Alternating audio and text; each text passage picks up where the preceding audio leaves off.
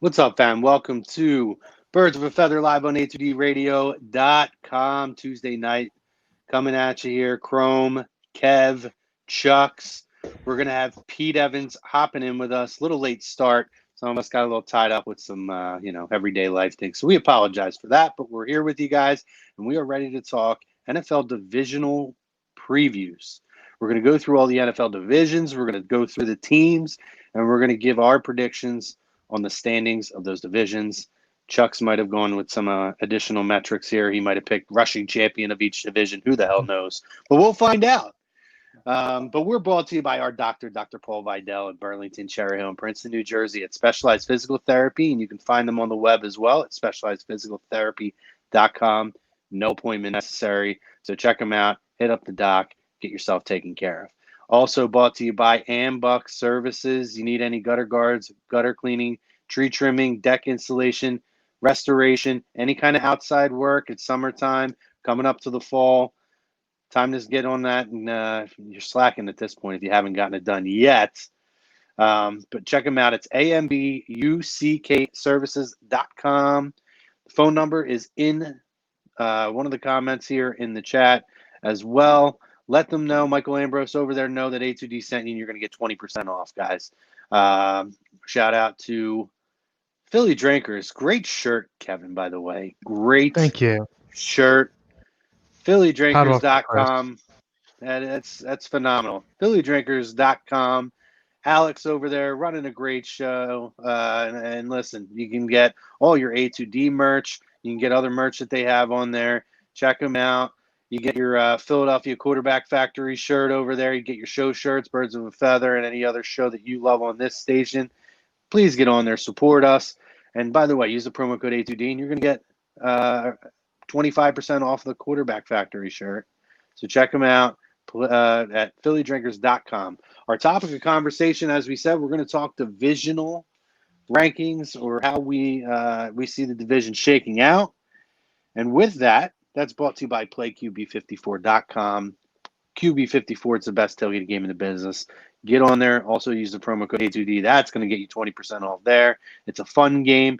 Fun to play here in the summer. Fun to play. NFL season rolls around and you're hanging with your buddies and you're playing. Obviously we're not going to be at the stadium. Great to have for next season. But you can have it too to play with your buddies in the backyard when you guys tailgate. So check them out, playqb54.com.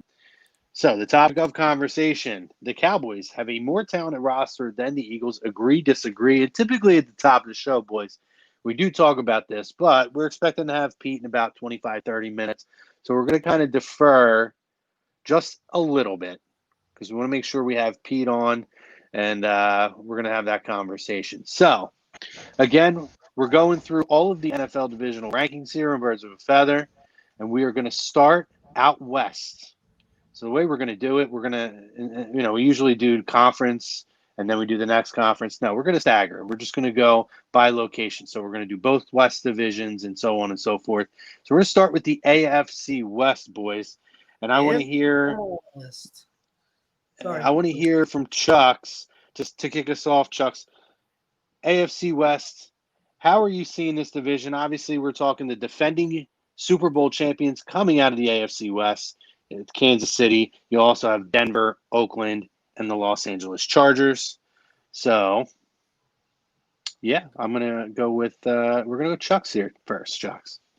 All right, so I can't – seeing as the Chiefs, I know they lost – their lineman to he opted out Tardif. I forget his full name, and then they did lose Damian Williams, their starting running back from last year.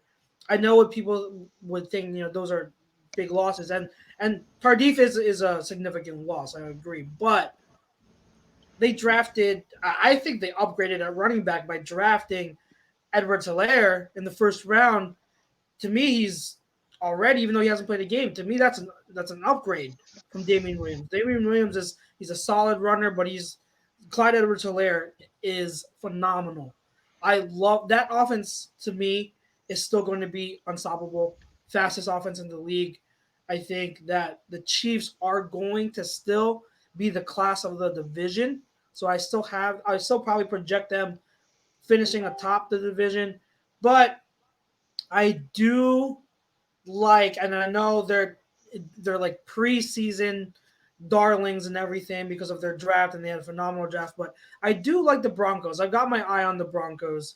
I want to see what Drew Lock can do. I'm not completely sold, but I am hopeful for Drew Lock. I saw some good things from him, and I just that offense, it has a lot of good young talent, great young talent. And on the defensive side, we all know that they're rebuilding that defense. They have some really good pieces there. So even though I got the Chiefs up top, I do have my eye on the Broncos. The Chargers, I like their roster a lot. They're one of the most talented rosters in the whole league. But where the question mark is quarterback, which is the most important position obviously in football. Tyrod Taylor, I'm not a big believer of. And even their rookie that they drafted, Justin Herbert, I'm not either. So that's what's holding me back from giving them second. I think it's going to be close between the Chargers and Broncos.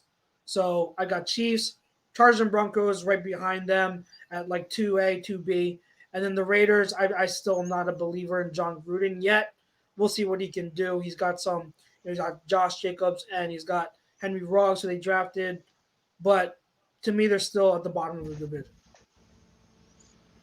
Yeah, I think what's interesting about Kansas City, too, obviously you had Damian Williams who opted out to play this year. So there will be a little bit of a competition at the running back position as well.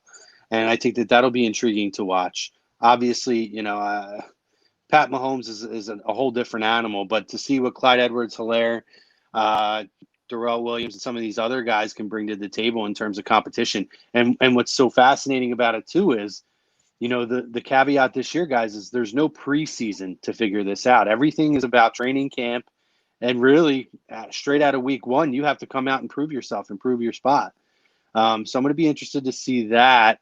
But yeah, I think Denver has an outside shot to make a push towards Kansas City, but I think that this is Kansas City's division to lose. I think it's a two-horse race, but I could see. I do think that Denver has a good shot at obviously getting into the playoffs, regardless in a wild card position. But I would be shocked, guys, even with what Denver's done. And Chuck, you touched on a lot of that. I would be shocked if Denver has enough firepower to overtake Kansas City this season. So for me, this is Kansas City's division to lose. Yeah, I agree. I'm pretty much right there with you guys. I've got Chiefs, Broncos, Chargers, Raiders, almost identical to for the reasons I have rather that Chuck had mentioned. mine is the same, by the way, Kevin. Exactly that. That's how I see the standings shaking out. I meant more so the reasons, not the standings themselves. Oh well, that's how I have the Yeah, standings. yeah. The Chiefs being a runaway with that offense, regardless of missing out a player here or there. They were so far ahead last year this division. I don't think that gap, that that margin changes anything in the gap.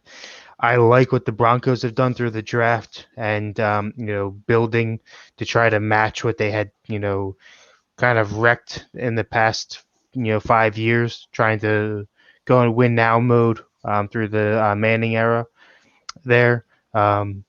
But I just don't know if it's enough. Usually it takes 2 years of a team together before they get anything going as far as the chemistry and timing, especially when you add that many young receivers with another young quarterback. Um, and Chargers, same thing. I was really high on them last year with all of the talent that they have, especially defensively, led up by Bosa. But I just don't think it's enough. You got to put points on the board, and both the Chiefs and the Broncos are going to do that. And then the Raiders, I think it's going to be a all around redo there to even put them back in the question. Starting at head coach and going down. Anything to add to that, Chucks, before we move on to the next division? No, I think we pretty much covered. I mean, I Yeah, I said Did everything. you did you give your exact? Did you give how you see the standing shaking out? Yeah, I said probably. Well, I gave it like a neck and neck with the Chargers and the Broncos. If gun to my head, I'll say Chargers slightly because their overall talent is just it's really impressive, and maybe hopefully Tyrod Taylor can be aggressive enough to take advantage of his weapons because that's the thing about him. He's way too conservative, doesn't pull the trigger enough. But we'll see. I think I'll go Chargers by a hair over the Broncos. Okay. All right. So now we're going to move over to the NFC West, and we're going to go. We obviously we have the 49ers.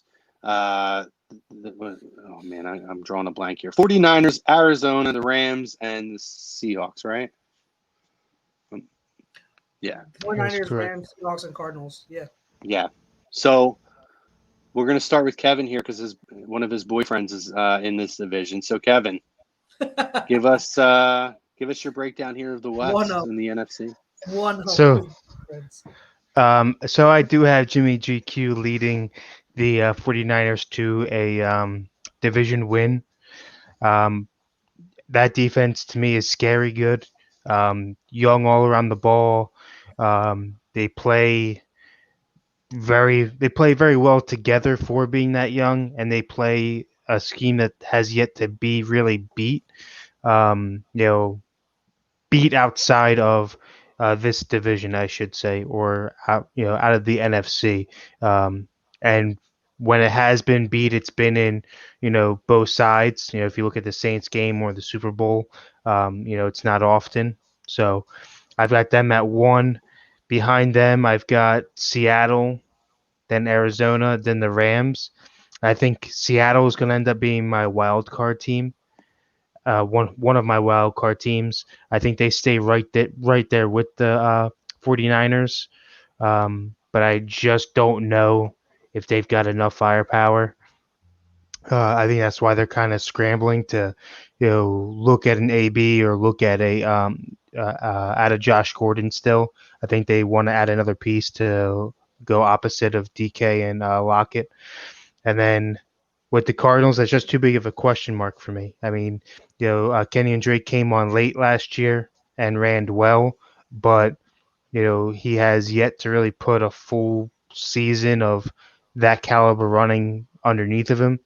And then you never know how it's going to work out with two big deep threat wide receivers with a younger quarterback. I know that he's got an arm to get it to him, but it's how our defense is going to read two big streaky guys like what they've got. So, and then the Rams is a dumpster fire in my opinion. I feel like the Rams, it's almost like they did what we did in 2017 in terms of they almost sold their soul to the devil to try to make that run in 2018, and it just didn't happen for them, unlike it did for us. And I think that they're dealing with a lot of kind of that fallout from that. And, I think they got a lot of bad contracts on that team now. I think that obviously with their quarterback, I just don't like the situation there right now. Even with the addition of Jalen Ramsey and I just don't love that situation there, even though I do believe they have a good head coach. I agree, Kevin, in terms of Arizona. They have weapons. They have made additions to that football team. But, like you said, Kenyon Drake is a guy who we saw the flashes in Miami. But obviously they moved him, obviously to try to, replenish for a push towards your boys. And he showed quite a bit in his short time there. But I think we got to see what he can do over the length of the season with them. They do have weapons, though. However, I think to me, it's a two-horse division. Again, 49ers and Seahawks. Tough to pick against Russell Wilson and that football team. They have a lot of weapons there. And obviously we saw last season what the 49ers can be with I know Chuck loves them, a great head coach there. They have a really strong system in place. And I think that they're young. They're young and they are going to be a force to be reckoned with. However, I don't know. I have a weird feeling about Russell Wilson this year. I think he's going to have a monster year with that team. And I'm picking the Seahawks to win this division and the 49ers to take a wild card here.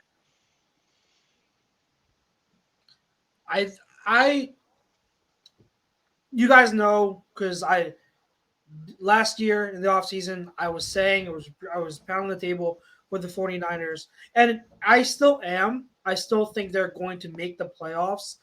I think this year it's going to be a much more difficult road for them. They're not going to Agreed. take teams by surprise anymore. They're going to be looked at as a measuring stick for every team. So every team is going to give them their best. They're no longer like the underdog team going into each week. They are they're the team to beat. So it's going to be very difficult for them. Record wise, I don't see them matching their record from last year. I think they're probably around like an 11-win team. I think a lot of those close games that they had, they're going to end up losing. It's the phrase regression to the mean. Winning close games is one of those stats or one of those things in football where it's not consistent year in and year out. If you win a bunch of close games one year, analytics has shown that next year you're not guaranteed. You usually regress to the mean. You're going to lose some of those close games. And that's going to be the case with the Niners. I don't see them squeaking out as many wins in close games this upcoming season as did last year. So I think they're going to be around a 10-11 team. I think it's going to come down right between them and the Seahawks. I think if I were gun in my head, I'll still put my money on the 49ers because I love, you said it, I love Kyle Shanahan. I know he has his issues in the Super Bowl, but I like what he's doing with his system and his team more than I like what Pete Carroll has been doing with the Seahawks in terms of you have Russell Wilson. Now you've got weapons. Stop running the ball 50% of the time. Put the ball in Russell Wilson's hands. Let the guy make something happen. Don't just wait until later in the game when they're trailing and then you're going to say, hey, Russell, bring us back into the game. Like, stop doing that. Put the ball in his hands and let it go. And so I think it's going to be between them three, but them two for the top of the division. I think by a hair, I'll go with the 49ers. And it's funny that you mentioned Kenyon Drake for the Cardinals. I actually, my article for this week is on Kenyon Drake. So I've been doing a film study on him. So I'll have an article and in-depth film breakdown of his coming out this week, which is going to be very interesting. If you would think that his success was attributed to the air raid offense, but actually that wasn't the case. A lot of his good runs were non-air raid style play calls, traditional, power run and everything like that with two tight end sets, heavy sets. It's very surprising to look at. So, but I've been a Kenyon Drake believer ever since Miami. I thought he was wasted there in Miami. Shared split carries with Gore for I don't know why when he was the more talented running back. I was happy to see him traded away and then get that starting opportunity with Arizona where he's in a great situation. I love what he's going to do. I think he's going to have a really great year. I don't think the Cardinals have enough as a team yet to compete with the Seahawks and Niners, but I do think they have a chance to make. I wouldn't be surprised if those three teams make the playoffs. I wouldn't be surprised. You got the Niners, you got the Seahawks, and the Cardinals. I think the Cardinals will be right there for that final seventh seed, the last wild card spot. So I really like the Cardinals, and then I agree with you, Kevin. The Rams, I just don't see it. Like they've been on a spiral, and I don't know if McVay has been able to adjust enough yet to what the league has been able to adjust to his system. And that's why I've always believed that Kyle's a better head coach than McVay. I think Kyle's more creative. I think McVay is still trying to figure that out. Well, see, the biggest issue with the Rams really comes down to just the power of winning, right? If you look at the teams that have had success, had Super Bowl success with younger teams and players, what the outcome has been. If you look at the Patriots, and you guys know in the Eagles standpoint, from their win, it's guys want to go to places that they are winning and have a future of continuous winning. If you look at the Rams, players don't see that, so they bid in early on the big contract. The Rams hope to get a Super Bowl payoff and then restructure those players with team-friendly deals after the fact. And they said, "Hey, we already gave you one ring. Let's go get you another one. If you take a little bit less money this year and back end things and keep pushing those out." But when you don't go out and get the ring and you can't continuously show that you're dominating your division, nobody restructures, nobody new, no young new blood wants to come in, and you're stuck with, what you've got and struggling cap wise and, upside down.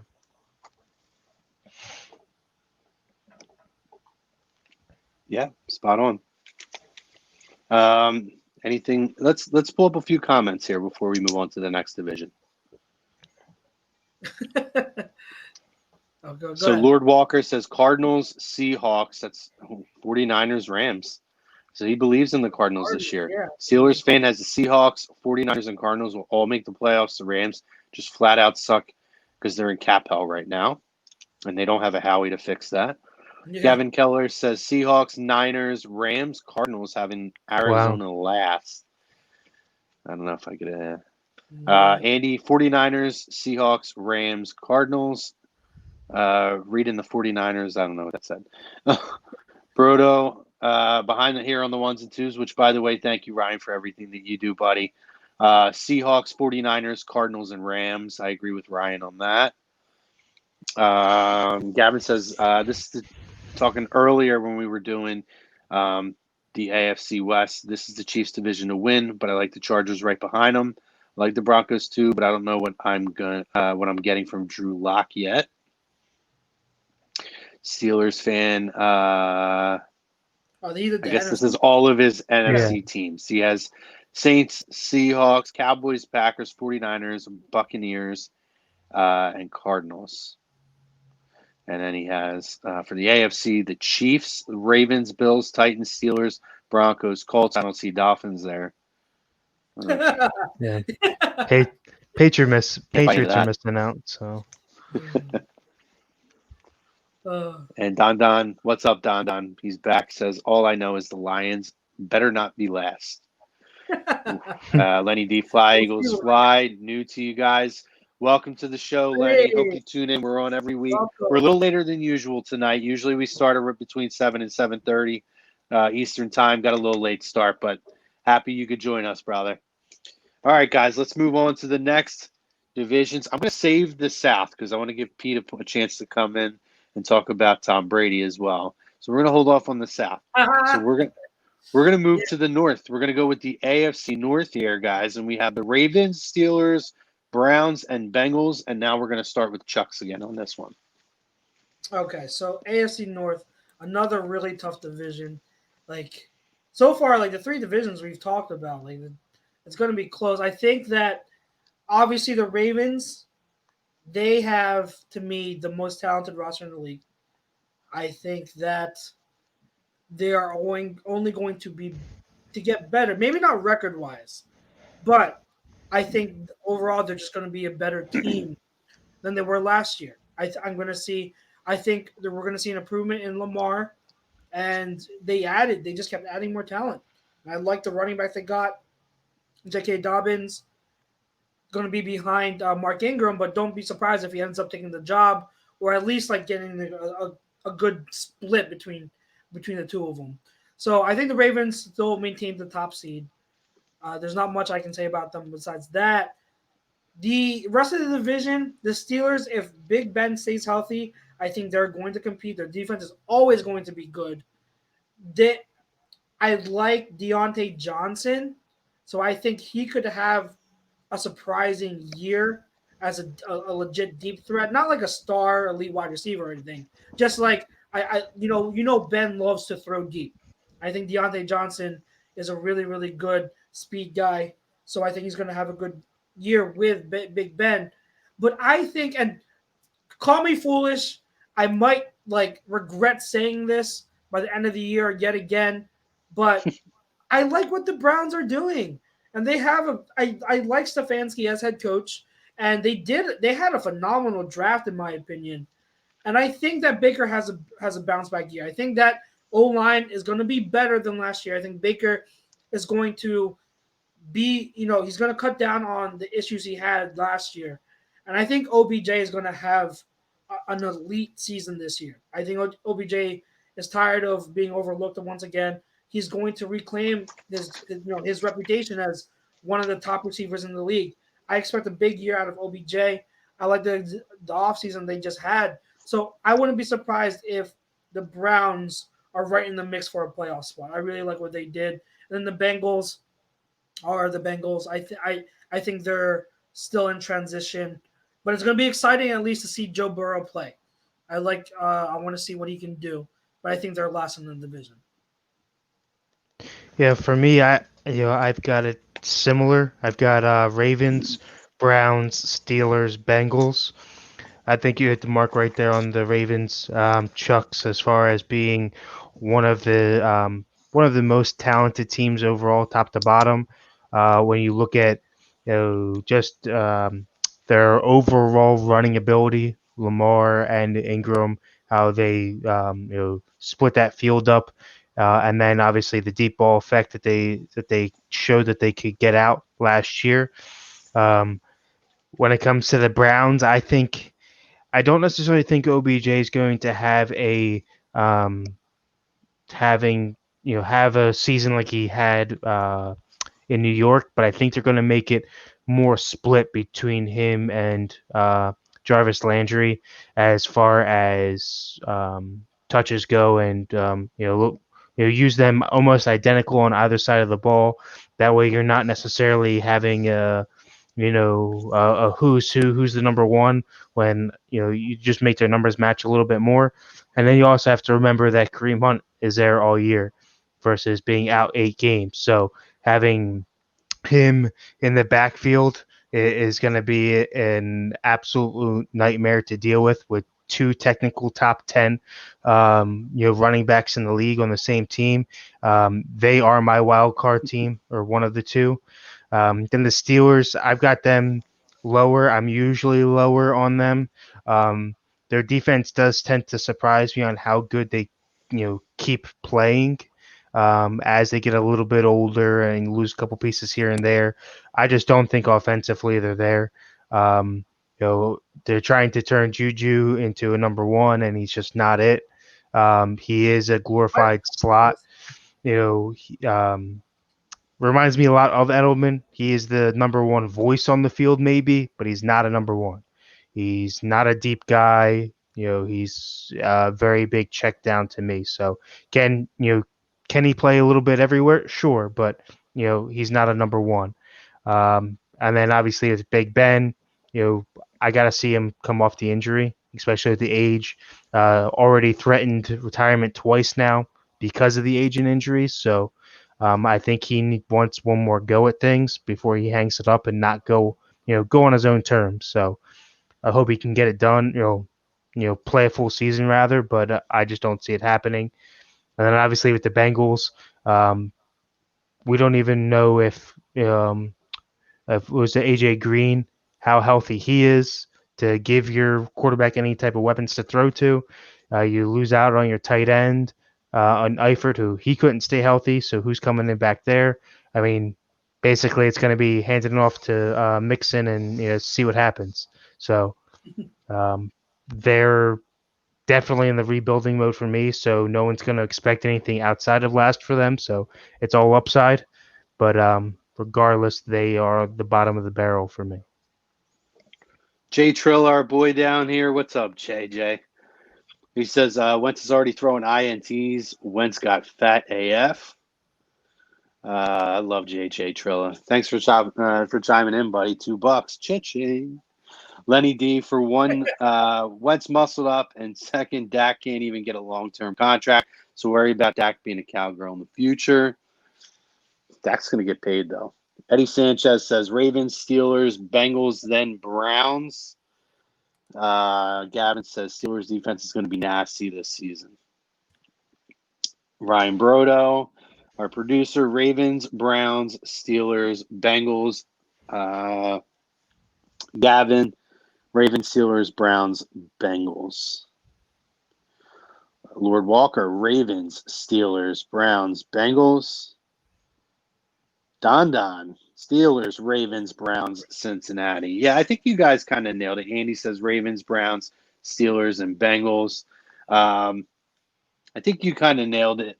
Dak throwing interceptions also.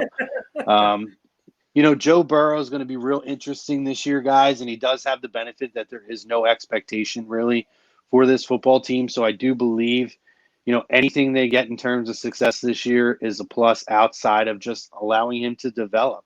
That and no major injuries for guys like Joe Mixon that are going to, obviously hamper him going forward. If they can get through the year with that, have a little bit of success, and have Joe kind of get that first year under his belt, I think that's a win for them this season.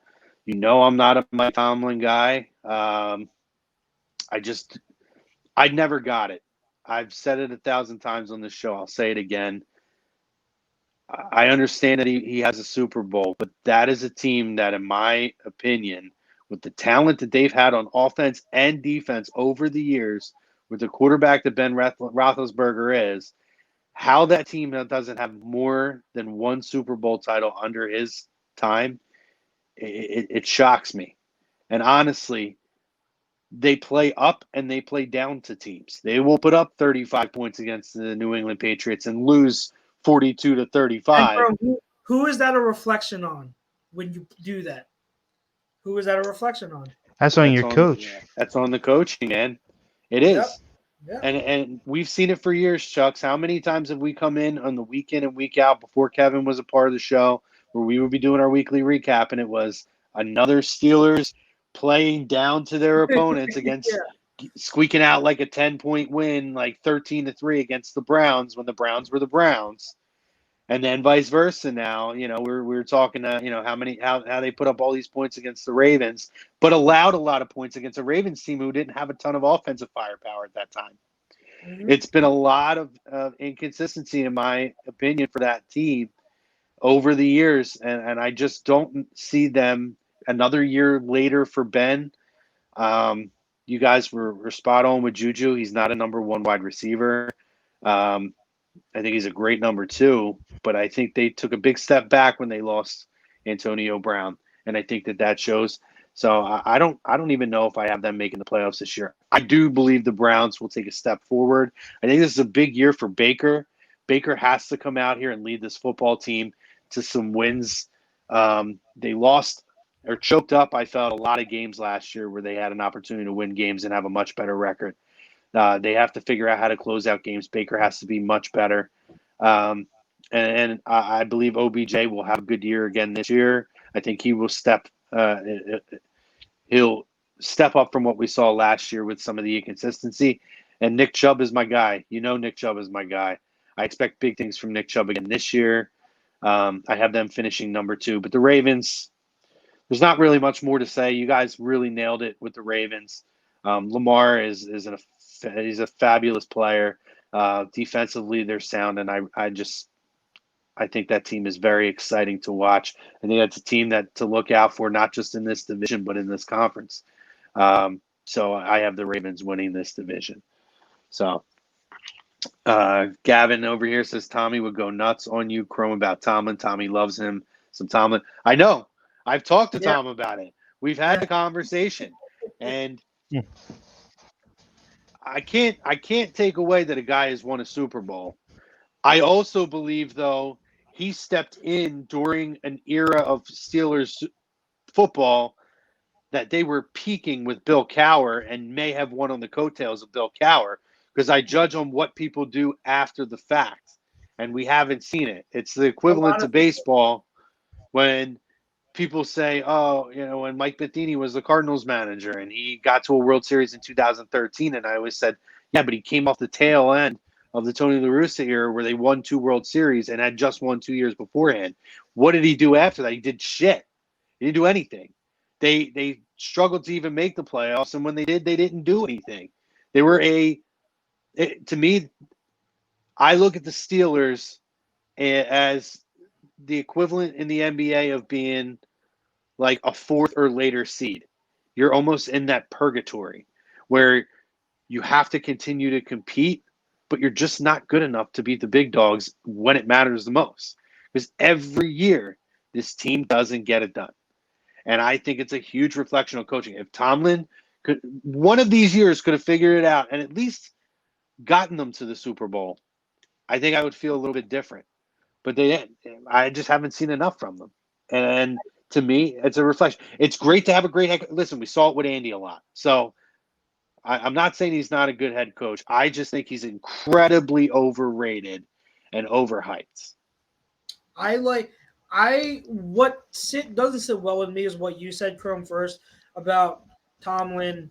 With the Steelers playing up to competition and down to competition, that doesn't sit well with me. And the other thing that doesn't sit well with me with Tomlin is the fact that when you have a trio of Big Ben, who was arguably when in his prime, he's what you'd say like a top 5 QB in the league ish around there, right? That's fair, Kevin. You'd say like top 5 ish around there, like maybe like give or take, but one of the better QBs in the league.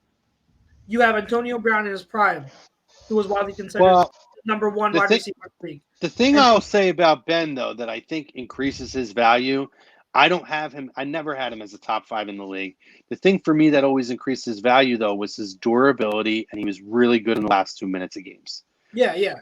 So, and that's, as much as that guy got banged up, he played through a lot of injuries and brought them back to win a lot of games. But I've never had him as a top 5. Ever. But like with him, still like a great QB. Like I said, Antonio Brown, arguably the number 1 wide receiver for years in the league, and Le'Veon Bell in his prime, arguably the number 1 running back in the league. When you have a trio like that, your offense should be rolling week in and week out. And I think the straw for me was the 2017 playoffs when the Steelers faced the Jaguars. And they were not prepared. You could tell they were not prepared for that game. And that was like, you have this talent and you can't put it together to beat the Jaguars, who I know their defense was elite, but their offense was led by what? Leonard Fournette and Blake Bortles? Blake Bortles was horrible. And you have a talented team like the Steelers, and you're going to lose to an offense that's led by Blake Bortles. To me, that's in it, that stuff like that happened for so many years in the playoffs. That's what didn't sit well with me. I agree with you, Chrome. I think Tomlin is a really good coach, and I wouldn't be opposed to someone saying like he's a top 10 coach. That's perfectly fine. I just don't think he's a top 5. I don't think he's in the conversation. I don't think he's in the conversation of the top tier coaches in the league. I don't think he's there. Agreed. I mean, I've said it time and time again. I think that the NFC overall is the harder division, or the harder conference rather. There's a lot more top tier-esque teams that can make pushes any given year. I mean, when we go down our list here, you'll see, almost in every division, there's 2, maybe even 3 teams in every single one. We could say that could be a playoff team. That could be a playoff team.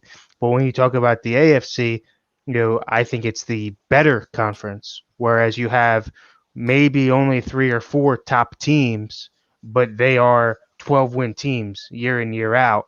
And if you take the the conferences away, you'd be looking at a Chiefs Ravens Super Bowl.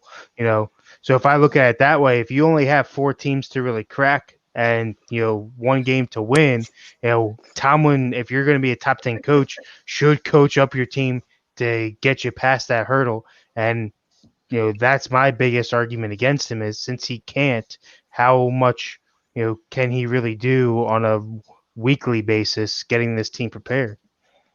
See, Kevin, what I would push back on you on, and I'm not going to argue, I'm just going to push back on it, is to say, to bring up all the divisions, right? Or you talk about how many 12-win teams they have. Well, it's an easier conference. So they're going to have a better record because they're not playing as competitive teams.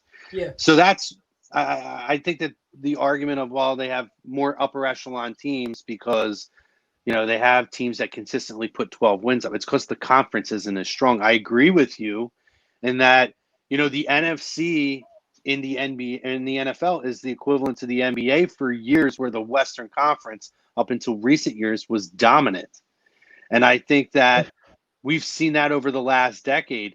Now, I'm taking your Patriots out because that team is as elite as it's ever been. But when you look at the rest, I would love to see what a Steelers Mike Tomlin coach team would have done in a division with NFC East team. Go to the North with the Packers and Vikings, or and take out whoever you want, the Bears or Lions.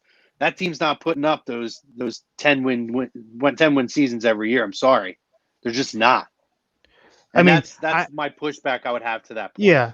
I mean, I get that, and I agree to a point, but the issue is that that's only 6 games, right? So if you are in an easy division, you can lose a lot of games in 6 games, though, buddy. But I'm saying is you could win 6 games and then not win another and end up losing out. You know what I mean? You that doesn't necessarily guarantee. Plus, if you look at teams like the teams in that echelon that I'm talking about, your Manning-led Broncos, your the Patriots, the Steelers now, and then the Chiefs. If you look at those types of teams, they play each other every year, so it's not like the new competition. It's not like they're playing down all the time. I mean, every division, if you win your division, you play everyone else in your conference, those other division winners. So you're playing those upper echelon teams within your conference still. I don't know, Kev. I'm with Chrome on this. I think that the upper echelon. I'm not saying that the AFC's upper echelon teams aren't upper echelon. I just think if you're looking at a conference as a whole, I don't know, we've gotten on a tangent with this, but if you're looking at each conference as a whole, I'm not giving a conference the nod because they have 2 or 3 teams that are top tier. I'm looking at every team and seeing how deep each conference is, and if I feel like the middle of the pack of the NFC, those teams could be like a 10, 11 win team in the AFC. I'm going to say that the NFC is better. The NFC has more talented teams on their side than the AFC. And I know it varies each year, but in general, I don't agree with your stance that the conference that has the top tier teams means that it's a better conference. I don't believe that. I'm with Chrome. Hey man, put the Patriots in the North. Take them out of the East. And I don't think I'm not saying they can't win almost 10 games every year, but if you think they're winning 12 games every year, being out of the division with Miami, the Jets, and the Bills, man, you got another thing coming, dude. And that's the thing. I think the competitive balance in the NFC is so well balanced year in and year out that's what creates the difference. That's why you have more elite overall teams, more all-around built solid teams that people talk about in the NFC. I think outside of the Patriots, that's why there's never anybody that ever questions the Patriots, because the conference stinks. It just stinks. There's no other elite teams in there. And that might be different now because, you have Cam now as your quarterback. It's going to be a little bit of a change. But we'll see how I rank them in a little bit. Oh, okay. Is that a teaser when you rank them again to win the division? Of course. Do I? I don't know. Are you teasing that you're gonna shock us with something that we know you're not actually gonna shock us with? There is a shocker within my rankings coming up soon. I'm not sure where we left off, but we'll get to it. NFC North is next. NFC North. Yeah. All All right, so moving on now, we're going to go to the NFC North. Since we're talking North, we're going to go Packers, Vikings, Bears, and Lions, guys. This is a very competitive division every year. I'm going to start with Kevin here. Let's see what you got, buddy. Vikings, Packers, Lions, Bears. Oh my. Um, I've got the. I think the Vikings. I think that although they have an issue under the lights in the moment when you talk about big games, I think they are a grinded out team. Um, uh, I think they pulled out slightly over the Packers, who I have worries of Aaron Rodgers, and also weapon issues of who he's getting the ball to. I mean, I know Jamal Adams or Devontae Adams rather is a great target to have, but there's no one opposite of him, and we've seen what happens when teams only have one true target. If you look at teams like the Texans and even the Steelers, which we were just talking about, I mean, it only lasts so long before you really have to start spreading the ball around, and especially in a tougher division. Then the Lions, I like what they're starting to do, ish. I think that the issue is you have a younger team with a younger coach. So they're trying to piece things together, and he's trying to figure out who he is as a coach and what he wants to play with, especially being more defensive minded, obviously. But injuries has been really what has plagued them from showing what their true colors can be. So interested to see what they do there. And then the Bears, another dumpster fire I see. Bringing in, going up and getting Trubisky, your boy Chrome, and then having to bring in a perennial backup to fight for the job. It just doesn't bode well for them. Although they have a decent defense, I don't think they can put anything up on the board to, get a W. So, Chucks? I've got Packers at 1. You think about the Packers, obviously the first thought is Aaron Rodgers, and I still think he's one of the better quarterbacks in the league. I don't have him at the top anymore, but top 5, yes, he's still a top 5 quarterback in the league for me. But if you look at the Packers roster, I understand the issues with receiving weapons, but one, their offensive line is still elite, one of the better offensive lines in the league, especially when it comes to pass blocking. In terms of just pass blocking, they may be like the best unit in the league. And then you have, they have Aaron Jones, who's a stud, and then they did draft, even though I didn't like where they took him. AJ Dillon is, to me, like, he's a really good runner and a really good complement to Aaron Jones. So I like the running backs. But the strength of that team is no longer like the offense. It's the defense. The defense has a lot of talent. And I think that, look at their secondary. You've got Jairi Alexander, who to me is a budding elite cornerback. You've got Adrian Amos, one of the better safeties. Darnell Savage, who I loved in last year's draft. And then Kevin King at the other cornerback spot. And then you've got pass rushers like Preston Smith. You've got Kenny Clark. Like, they have talent on the defensive side of the ball. They also got Christian Kirksey in free agency. So their defense has a lot of talent. I think that's their calling card right now. And I can't put the Vikings over them. So I got the Packers at 1. Vikings and Lions. I want to put the Vikings there, but I really do kind of like what the Lions, are putting together. So I wouldn't be surprised if they get second in the division, but I have to see it first. So I'll put the Vikings at 2 with I'll pencil them in, and then with my eyes set on the Lions. And then when it comes to the Bears, I'm still not a Trubisky guy, and I think he holds that whole offense back. And I don't know what their defense is going to do. So I don't know. I still think they're going to be 4th in the division as well. I think the Lions are the team to watch out for, because when Matt Stafford was playing early in the year, they were playing well. They were playing very well. And so I want to see what they can do. I think this is the make or break year for Patricia. He's got to show that he can win with that team or have make significant strides with that roster.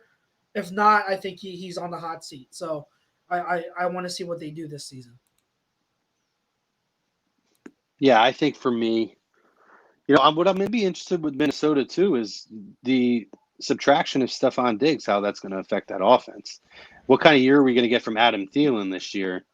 I still think he's an elite wide receiver and number one, and I don't expect to take too many steps back, but I do think that's going to hurt not having Stephon Diggs on the field as well. I'll be very, very interested to see that, but I agree, Chucks. I think even though Aaron Rodgers is not, the Aaron Rodgers, the price check, double check Aaron Rodgers of old, I think that, he's still the best quarterback easily in that division. Aaron Jones is a stud. I think that they have enough firepower. And again, Chucks, you're spot on. Hold on.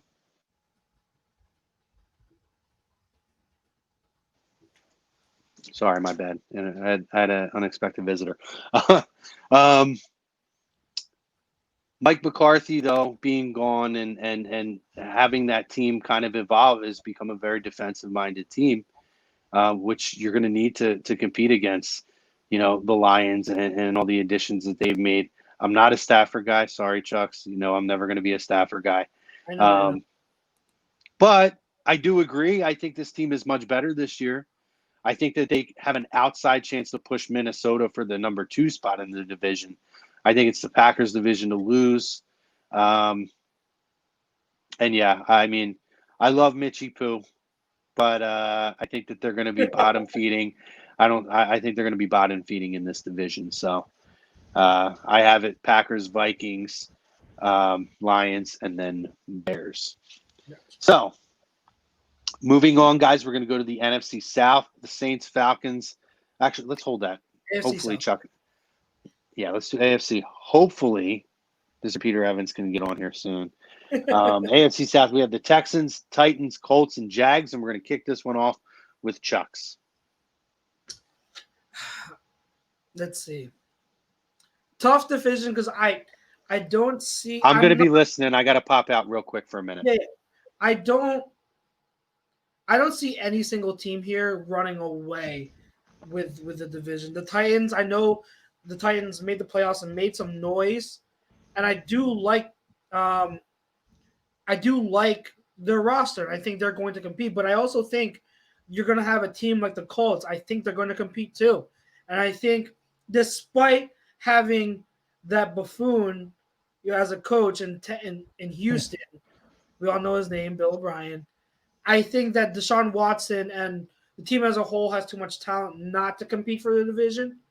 So I think it's wide open. And the Jags, too. I think if Gardner Minshew takes a step in his development, the Jags can do enough to compete as well. I don't think there's a runaway in this division. I really don't think there is. I think all of them are above average teams and could surprise somewhat.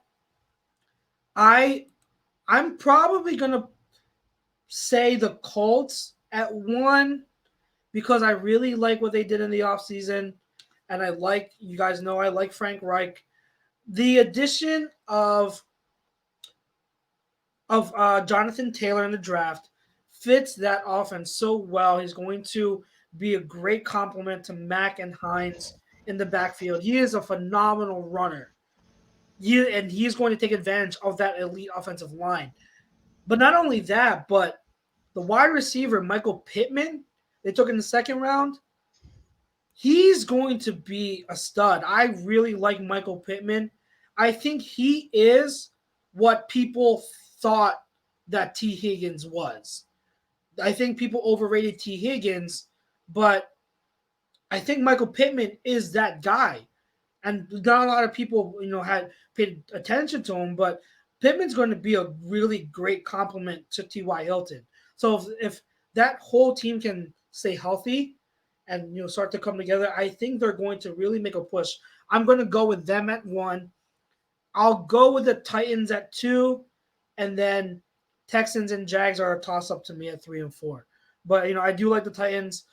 I need to see if their success late in the year was a flash in the pan or if it's sustainable. Derrick Henry is a beast, but he's also one dimensional.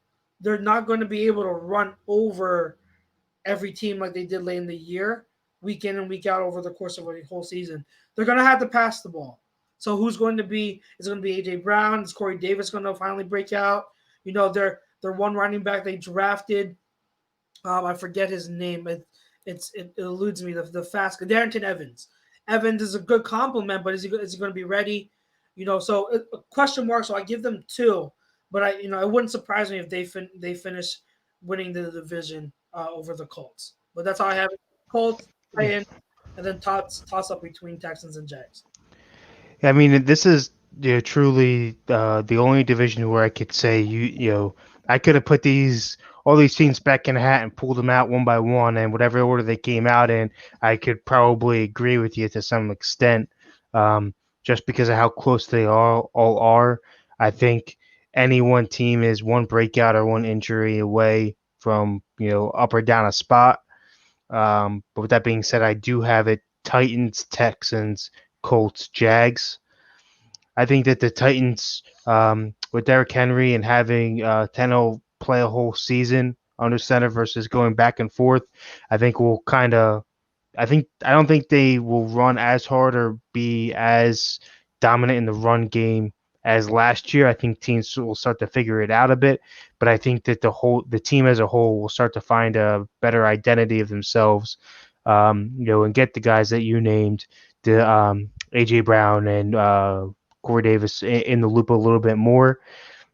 I think with the Texans, obviously the question mark is at coach, not at quarterback. Like most teams within the league, I'm pretty high on Watson, but he's got a ragtag group to throw to in Kenny Stills and losing his main target in DeAndre Hopkins. And then with the Colts, it's kind of tough to say because you're getting a new quarterback, you're getting a new look run game. So could it work out for the better and them win the division? Sure, but like I said earlier, most times it takes teams that move as many pieces that they do 2 years to really get the chemistry down. So but again, you are bringing in a veteran quarterback to do it, so they are in win now mode. Um, having having Rivers at quarterback and going in the older direction. And then the Jags, to me, I can't really say what they're doing. I mean, you still have guys like Fournette. I mean, you saw flashes of Gardner, but he also showed really big rookie mistake spots, to where you really don't know which Minshew is going to show up week in and week out. I mean, and end with the loss of the preseason to really get all that together and to see what you still have left on defense. I mean, it's kind of tough to not have them last, but they could be the Texans or the Titans of last year. I mean, we were saying the same thing about the Titans midseason last year when they made the QB change, that this team is god awful, that they're not going anywhere. Most teams, I don't think I've seen a change like that midseason before, non-injury related, where that team makes the playoffs and wins. So it'll be interesting to see what they do in Jacksonville. Yeah, I agree. It's I like Gardner. I like some of the pieces, but I don't know, man. I don't know. I don't have much faith yet in them. But Yeah. again, we'll see. Yeah, I would agree. I think it's the Titans' division to lose. I mean, I like the Texans, obviously, with Deshaun, and they have some weapons there. But, we'll see what David Johnson has left in the tank. That'll be very interesting for that team. If he has anything left in the tank, that could be a difference maker for the Texans, and that could take a little bit of that pressure off of Deshaun as well. But, I like the Titans a lot. I think they're a well-built team. Maybe I'm just being optimistic because I'm a big supporter of them. I'm hoping Corey Davis has that breakout year this year and finally, can start to reach the ceiling I think that he can reach as a wide receiver. I also feel like that a change of scenery would be very, very good for him. But I digress. They have their quarterback now. their quarterback situation stabilized. They made a solid run last year, and I think that they're just going to build off of that going forward this year. To me, it's the Titans. I have it Titans, Texans, Colts, and Jags. I don't think the Jags have enough pieces. Tight division, though. Very, very competitive division. Yeah, I agree. So now we're going to move over to the NFC South. This one's for Kevin. And Kevin, guess what, buddy? You get to kick us off, bud. Yeah, So we have the for Saints, me. Falcons, Bucks, and Panthers. And it's So Kevin. I'll go backwards. I think the I'm misspelling there, but I think the Falcons are on the bottom of the barrel in this division. I think that they are trending backwards. I mean, you go out and you sign. Um, why am I blanking on the running back they brought in? With a half a knee. I don't know what they're doing there. Um, yeah, Gurley. I don't know what they're doing there. I don't think that they're moving in a direction to compete in this division, which to me is very, very, very offensive powered. Yeah, I think that you have three basically powerhouses on offense in that division that can all go off. Um, I think right ahead of them is going to be the Panthers. I think that they've got to, they're going to have a question mark at quarterback now, bringing in Bridgewater. So to see how well he plays at having a full season, to play and start. But he has, shown very Cam-esque things that, will be similar in that playbook as far as, runs and options. Doesn't have the same type of legs as Cam, but you know can pull those off. And then obviously Christian McCaffrey, a monster who I believe should have been the MVP last year. I think he replicates it, if not pretty close to it. 1,000 yards rushing and receiving. Then ahead of them, I have the Bucks. Um, I don't think just throwing Brady in there again, say, I'll keep saying it. I don't care who it is coming in. You can't you can't just throw a bunch of stars together and think that chemistry is just going to happen. I mean, you had Randy Moss, who's probably one of the best receivers in the past 20 years to play with the best quarterback of the past 20 years, and Brady and Moss don't have a ring together. And pair that later in the Moss era had Gronkowski, who's an upper echelon tight end. Didn't have a ring with that pairing. So to throw a guy like Evans, Godwin, the three-headed tight end, situation that they have, and now McCoy, I just don't know if it's enough. 1 year out the gate to be able to build the chemistry that Breeze has with Kamara and Michael Thomas. But I do think you'll see, high scoring games between the two. Um, you know, Similar to the 49ers game of last year. I think that you'll see that happen twice a year, and I'm very, very interested. I'll be watching that, obviously, with a close eye. But it is the Saints, Bucks, Panthers, Falcons. See, I have to say, it's weird to hear that the Falcons are at the bottom of the barrel of a division after all these years. I don't know if I'd use that analogy because I think this is going to be another really tough competitive division. But I would agree with you in that I don't think the Falcons. Well, I do believe the Falcons will finish fourth in this division. I like what the Panthers have done a lot, actually. And I do think Teddy Bridgewater is the perfect, if he could stay healthy, he is the perfect transitional quarterback for them right now, that they could get a handful of years out of him. And Christian McCaffrey, you touched on that. The thing with the Saints, and which is why I'm picking the Saints for second in this division, I'm worried, and we'd be remiss not to mention the fact that Drew Brees isolated a lot of people with his comments this offseason, including teammates. And I'm going to be very interested to see how that dynamic, if that dynamic carries over to the field. If there's going to be any kind of locker room issues or anything like that. I think they got a little bit older. Look at, they brought in Nigel Bradham and two of our guys, Malcolm Jenkins and Nigel Bradham, who are older guys on their defense. I'm going to just be interested to see the dynamic. I think that they can be right up there to compete with the Bucs. And again, you know what? Maybe I'm talking myself out of it, because the thing with the Bucs is, a lot of times when we see this like superstar barrage that goes to teams in the NFL, it doesn't work out.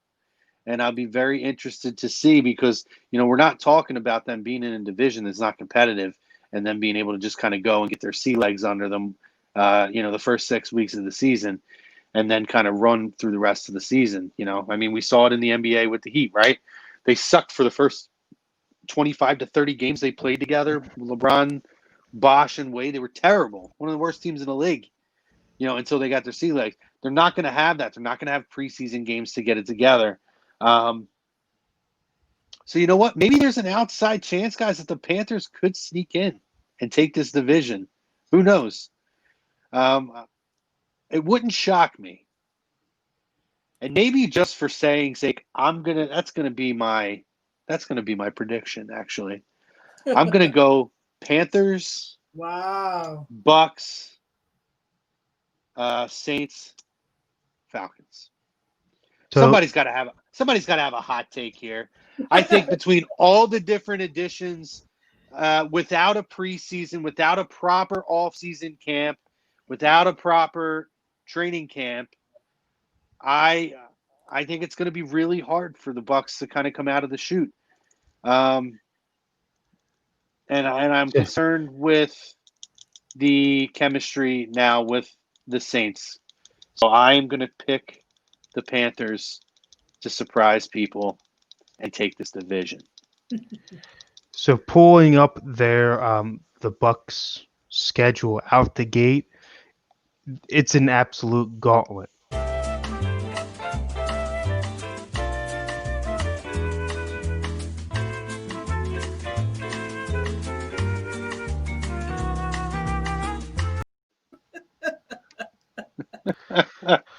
Like I was saying, the Buccaneers have an absolute gauntlet to run through right out the gate. They have the Saints, the Panthers, the Buccaneers, the Chargers. They get a week off with the Bears. Then they see the Packers, Raiders, Giants, Saints, Panthers, Rams. They play the Chiefs, Vikings, Falcons, Lions, Falcons again. So a lot of tougher, heavily offensive weaponed options in there. Not many cupcake teams to kind of build that chemistry. To your point there, Chrome. I don't know. It's hard to I had to step out, Kev, but you picked the Bucks to finish second, you said? Yes, Saints, Bucks. Yeah, Saints, Bucks, Panthers, Falcons. So I do want to ask, how long do you think it's going to take the one Mr. GOAT, Tom Brady, to transition? We all know that we assumed, and people like you say, Brady is the type of guy who wins with his mind, his competitive edge and toughness, and his intellect. So if he's that great mentally, shouldn't it not take him that long to adjust to this offense? Because on offense, only real additions are Brady and Gronk. But Brady, Gronk, McCoy. Oh, stop! McCoy's not a starter. Brady and Gronk already have a connection with each other, so it's all about just learning the new system. So that's the thing. That's the thing. Is especially when you have a quarterback's coach in Arians, I would be very shocked if they bring Brady in and say, hey, learn this system. I feel as if it's going to be the opposite and say, hey, what do you want to run? This is what our ideas were, and then they create a new offense together that everybody's got to learn. So What? You yeah, think they're gonna run an offense that Brady wants to run? Like they're gonna say Arians is gonna throw out his offensive playbook that he's had I for don't years, say no, and no. I'm not saying he's going to throw it out. here's what you, and he's going to make everyone on offense learn a whole new playbook. If Is that what you're saying? No, I'm not saying that it's going to be a whole new playbook or an entirely new type of offense that's out there. But I have a feeling that there's going to be a lot of, Brady type plays that we've seen him do that may not have been in the offense as of last year. I think that it's not going to be just, oh yeah, here it is, Brady. You go out and learn this. This is what we do, and let us know when you got that down, and we'll get started. I think there was definitely, a whiteboard session where, they've created a hybrid of the two. What worked for Brady and Gronk and those guys in New England versus what Arians has done, did last year with Winston under center. So I think it's going to be a learning curve on both sides. I'm not saying that it's going to be Brady's coming in and saying, hey, we have to run my plays and my plays only. But I think that he's going to have a heavy influence being a field general that he is on the, when it comes to the play call. Okay, Andy says that's what I heard. Chuck, sounds like Kev thinks that the Bucs head coach is going to get on his knees for Brady right next to Kev. I mean, if you're a guy like Brady, that's used to being a very much a field general and who has on camera game day yelled and belittled his offensive coordinator for not calling what he wants and been, the prototypical meme of Brady crying because he doesn't get his way because he's an absolute competitor. That's the guy you're going to get. So he's going to go to a place where he can bring some of his own influence in and not to something set. The only other team that in free agency would take him, which is the Bucs. I mean, it's not like he had a litany of. It's not like he had to leave either. So, he didn't have to go. Yeah, but the team also the Patriots also Bill Belichick. Oh, man. It's not like he was all like fixed on like I said before. Kevin sounds so hurt right now. Kevin, Not I hurt at think all. to what your point is, there is some truth to that, but that's what all teams with top tier quarterbacks do with their quarterbacks. They call plays that the quarterbacks are comfortable calling. So I don't think that's anything specific to Brady. I think that's just a general statement for all really great quarterbacks. Which is why I said it's going to take 2 years. With anybody, I said it when it came to Philip Rivers. You're going to a new team, Bridgewater, whoever it may be. There's always going to be a learning curve both sides. The head coach and coaching staff learning, the ability within the quarterback and the team, and vice versa, play wise. I don't think that it's going to be, it could be less time than 2 years, but generally for a team to go from new big offensive pieces to Super Bowl contenders and winners, it's generally 2 years. I hear you. I just wanted to pick your brain on that. I do have the Bucs second, and then I have the Panthers third, and the Falcons last. So it's similar to you. I think the Falcons with that coaching staff. I don't believe them. I do like the coaching staff in Carolina. I think they're going to be a very competitive team, similar to how the Cardinals were last year. I think they're going to be competitive and a tough out. I don't think they're ready to compete, but they're going to be fun to watch. I like what Matt Rule and company are doing there. I think that with the Bucs, too much talent on offense. They have some pieces on defense. They are going to be right in the thick of it. But I hear your point about what Brady's comments. I mean, not Breeze's comments. And part of me is hoping you are right because I would love to see the Saints falter. I'm looking at the roster, and man, There's like no holes on that roster. So like I'm looking for anywhere on the team where I can say, oh yeah, this is a weak point. I don't see any. And that offensive line could be the best in the league along with the Colts. That offensive line is insane. Absolutely insane. And they added talent in the draft this past year by picking what's his name? Cesar Ruiz. So I love that roster in terms of talent. Way too much to think that they're not going to win a division, but I hope you are right because I would love to see them falter. The Saints have become a team that I sort of despise because of their fans and and Sean Payton. So I hope they do finish second or third. It's tough for me to objectively look at their team and be like, damn, they're like I just can't see them not winning the division with that talent. I figure this is as good a time as any to have a hot take, so why not? Over here on the book, we got Big Willie saying Bruce Arians is definitely going to use plays that Tom is comfortable with. Tough division for Tampa. He says Matt Ryan is very good every other year. He will be very good this year. He ain't wrong when it comes to Matt Ryan, that's for sure. Matt Ryan's very good. I don't know if I have faith in the coach. No, I'm saying in terms of his assessment of the every other year, it does seem to be a trend for Matt Ryan that every other year. Yeah. So Chuck, you have the Saints winning this division. We have the Bucks finishing second. Yeah. Panthers third. Third. And you have the Falcons fourth. Last, yeah. Okay. And then Kevin, you had Saints. Same. Okay. And just to recap, I have the Panthers, Bucks, Saints, Falcons. Oh, yeah. All right, moving on to the AFC East. Kevin, your Patriots.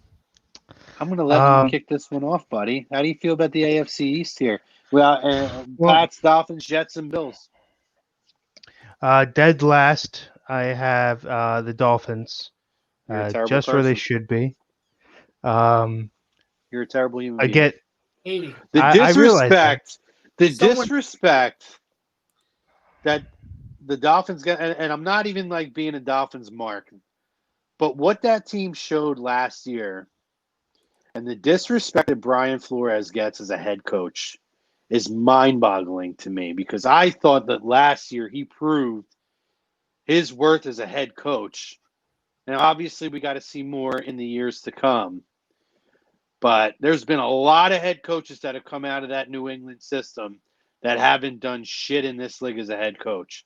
I felt for his first year out of the gate, he had one of the better first years of any of them, especially with where he went, especially with a team that was, for all intents and purposes, tanking and dumped all of their talent and played better without them under the leadership of their head coach.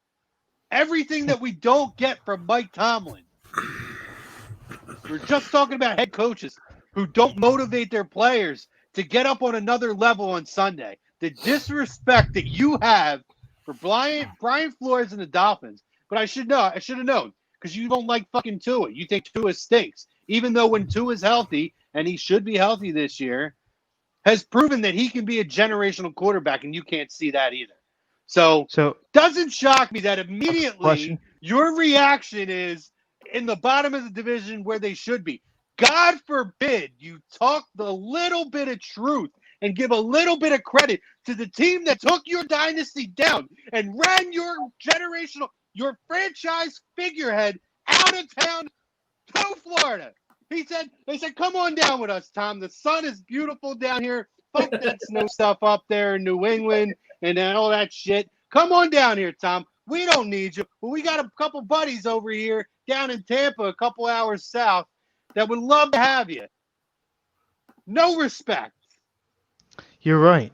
Everything I do have that no Miami's done. You are so pathetic. So biased, man. You are so biased. So my biggest thing here is not with the Dolphins themselves. It's the competition around them. So, Oh, good do I hell. do I think that they're good? No. Do I think that they could pull out 8 wins? Possibly. But the issue is the Jets get a year. Okay, So a no, team that you think could pull out 8 wins isn't considered good? 8 wins in this league is very difficult to come by. When did I say that they? Especially for a team that is a bottom-feeding team. I said that. View. I said that they were going to be last in the division as they should be. I never said that they weren't going to be good or bottom in the barrel as the league overall. I think they'll finish last in the division. On this show weeks ago, Kevin, that Miami is not a good football team. You didn't have to say it tonight. We could pull tape, Kevin. We have tape. Sure. I can pull everything you said about Tua. Everything you said while about you're doing that, Dolphins. while you're pulling the tape, I'm going to continue here. Kevin, can I ask you a quick question real quick before you continue? Yeah, sure, Ryan. Go ahead. So you have a team 4th in the division, right? Yeah. Right. That could win 8 games. Could win 8 games. So you're telling me that the Jets, the Patriots, and the Bills are all gonna have more than 8 wins. Yeah. I will tell you that the Patriots and the Bills definitely will. I think that the Jets and the Dolphins could go either way as far as 3rd and 4th.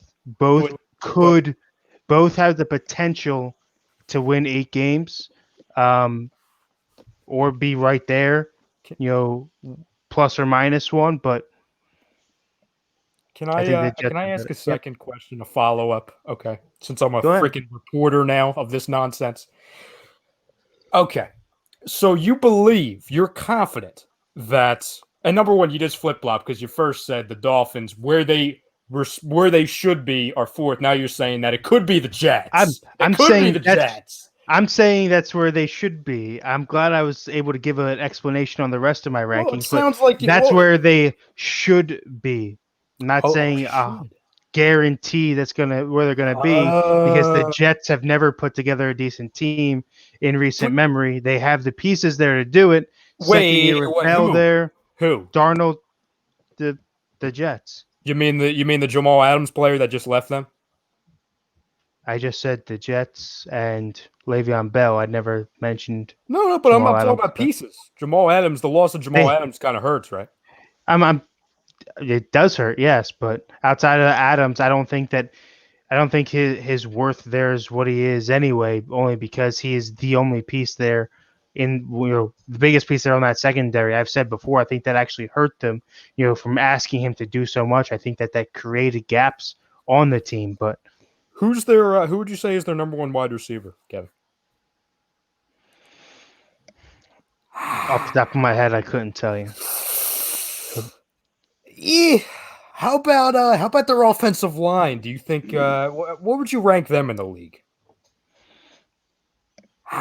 Couldn't tell you off the top of my head. How about their head coach? How good is he? Not a fan, but I think he could be better than Flores, who I'm definitely not a fan of. So. Gase? What? I'm coming on screen. I can't do this. Brian Flores? Wow. Flores has already done more as a head coach than Adam Gase ever has.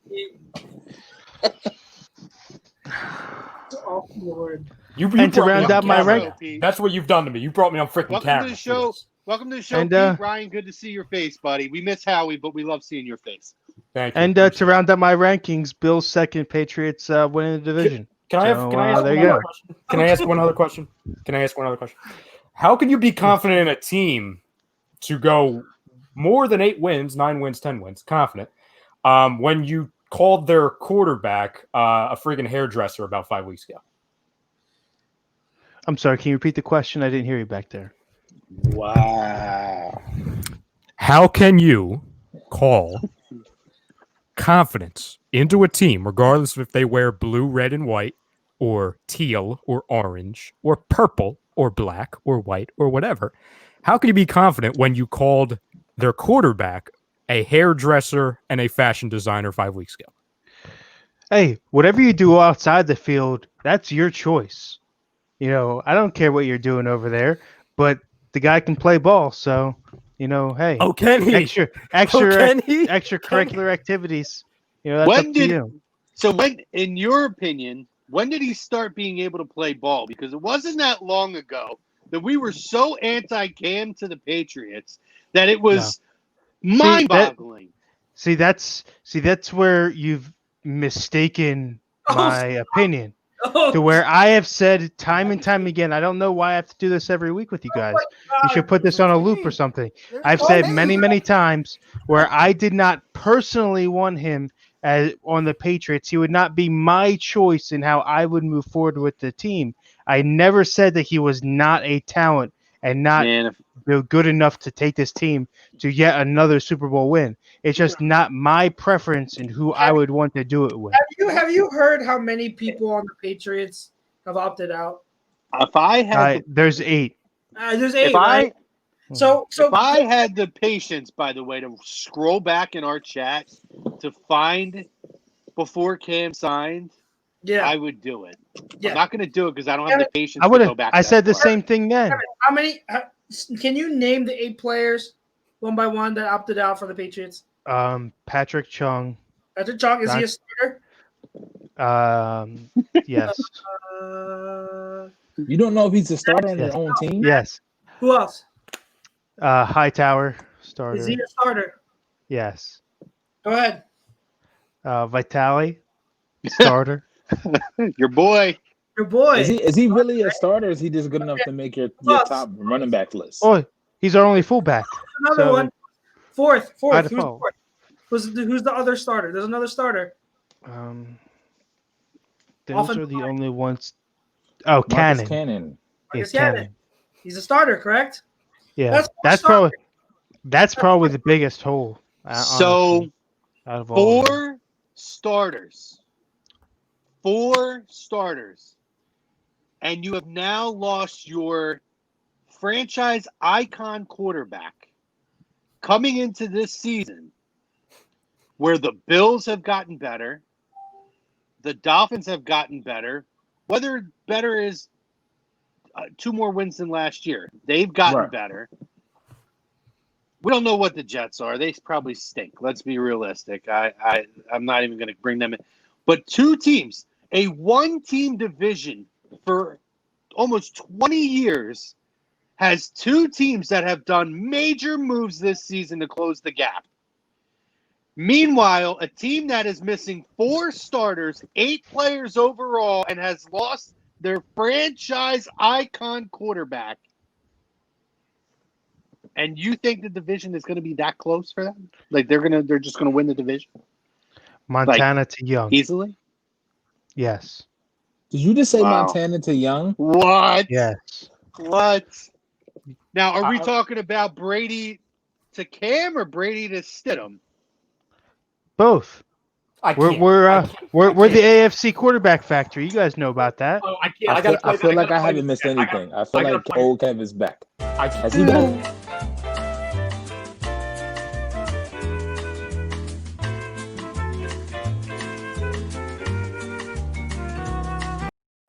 I'm sorry. I can't believe he was actually doing pretty good up until this point, Pete, which is part of the reason why I wanted to wait and to do these 2 divisions for you to come, because I just knew this was going to end the route it was going to go.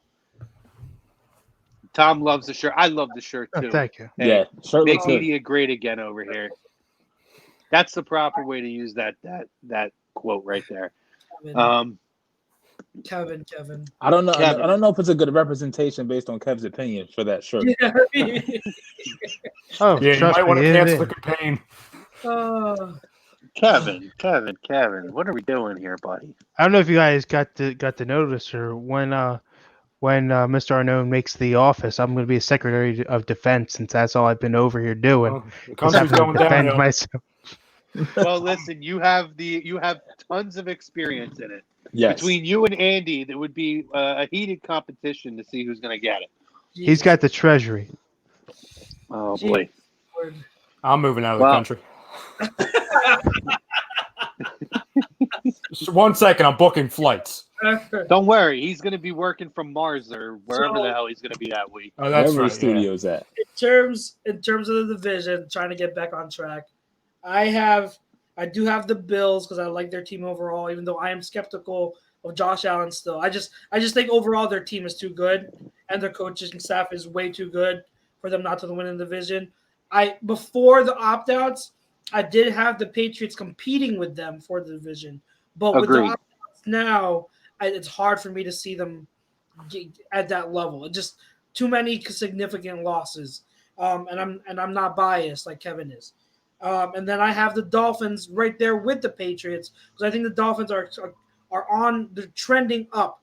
I love that coaching staff, and their talent is on the rise. They infuse themselves with good talent. I thought they had a pretty solid draft, and I like the direction they're going. I think they're going to take another step forward. With the Jets, they're just a mess. There's no way you can say Gase is better than Flores. There's no way. Gase is right now. He's one of the laughing stock coaches in the league. The team doesn't believe in him, and then you have Mosley that's opting out. Like that. That's like you just don't have. You don't have any. They don't have anything. They don't have. Andy, I'm not going to read that comment, but that's funny. This is 2020, and by the way, can't say things like that anymore. Which, by the way, you can check out in this very ring. Well, he can, but we can't. In this very ring on Saturday nights here on a2dradio.com. But back to your regularly scheduled Birds of a Feather programming. I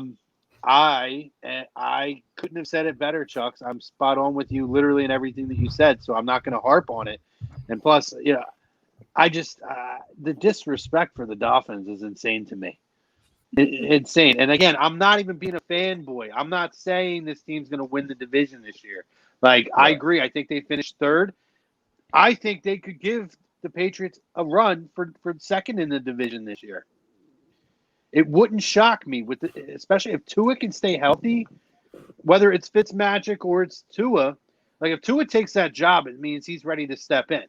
Mm-hmm. Because Fitzmagic is a good enough quarterback to win football games in this league. We watched him knock out the Patriots, or basically, for all intents and purposes, knock out the Patriots last year because he basically sent them to walk the plank last year.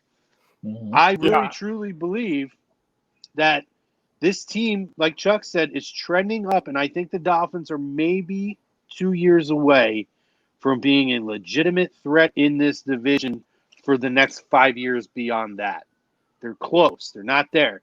And I think that they have finally – the issue with the Dolphins, right, in this division has been they haven't – we talked about it. We did the quarterback run-through. I think I got 20 out of the 27 quarterbacks or 26 quarterbacks they've had since Marino. Mm-hmm. They've not been able to peg a quarterback. Tannehill was never healthy there, couldn't be the guy there. And Pennington is another guy I thought was a decent enough quarterback to win in this league. He took him to the playoffs one year, but another guy that could never stay healthy. Aside from those two guys, they have not had a quarterback on this football team. And I believe that Tua, if healthy, and I believe he can stay healthy, could be the guy to finally stabilize that. But in hindsight, everybody talks about the quarterback. But look at the head coaches that they've had. Miami has not had a head coach since Jimmy Johnson. I mean, you can even take a look through everybody that they've had. They've gone through everybody. And what's his name in Alabama? Nick Saban. Hell, they even had a Nick Saban experiment. Didn't work. He proved that he wasn't a very good pro football head coach. He's a college guy. There's times they thought that they got over that hump, but I really, truly believe, everyone says it starts building your franchise around a quarterback, but no, it starts with getting a head coach. We proved it here in Philadelphia with Andy Reid. You needed Andy Reid to be the guy at the helm before you got Donovan McNabb. And I think that Miami might be on that cusp of being able to position themselves in a similar way to make a run in this division. And I thought that they had a great draft, actually, Chucks, for what their needs were to build this team for this year and going beyond. I thought they had a great draft.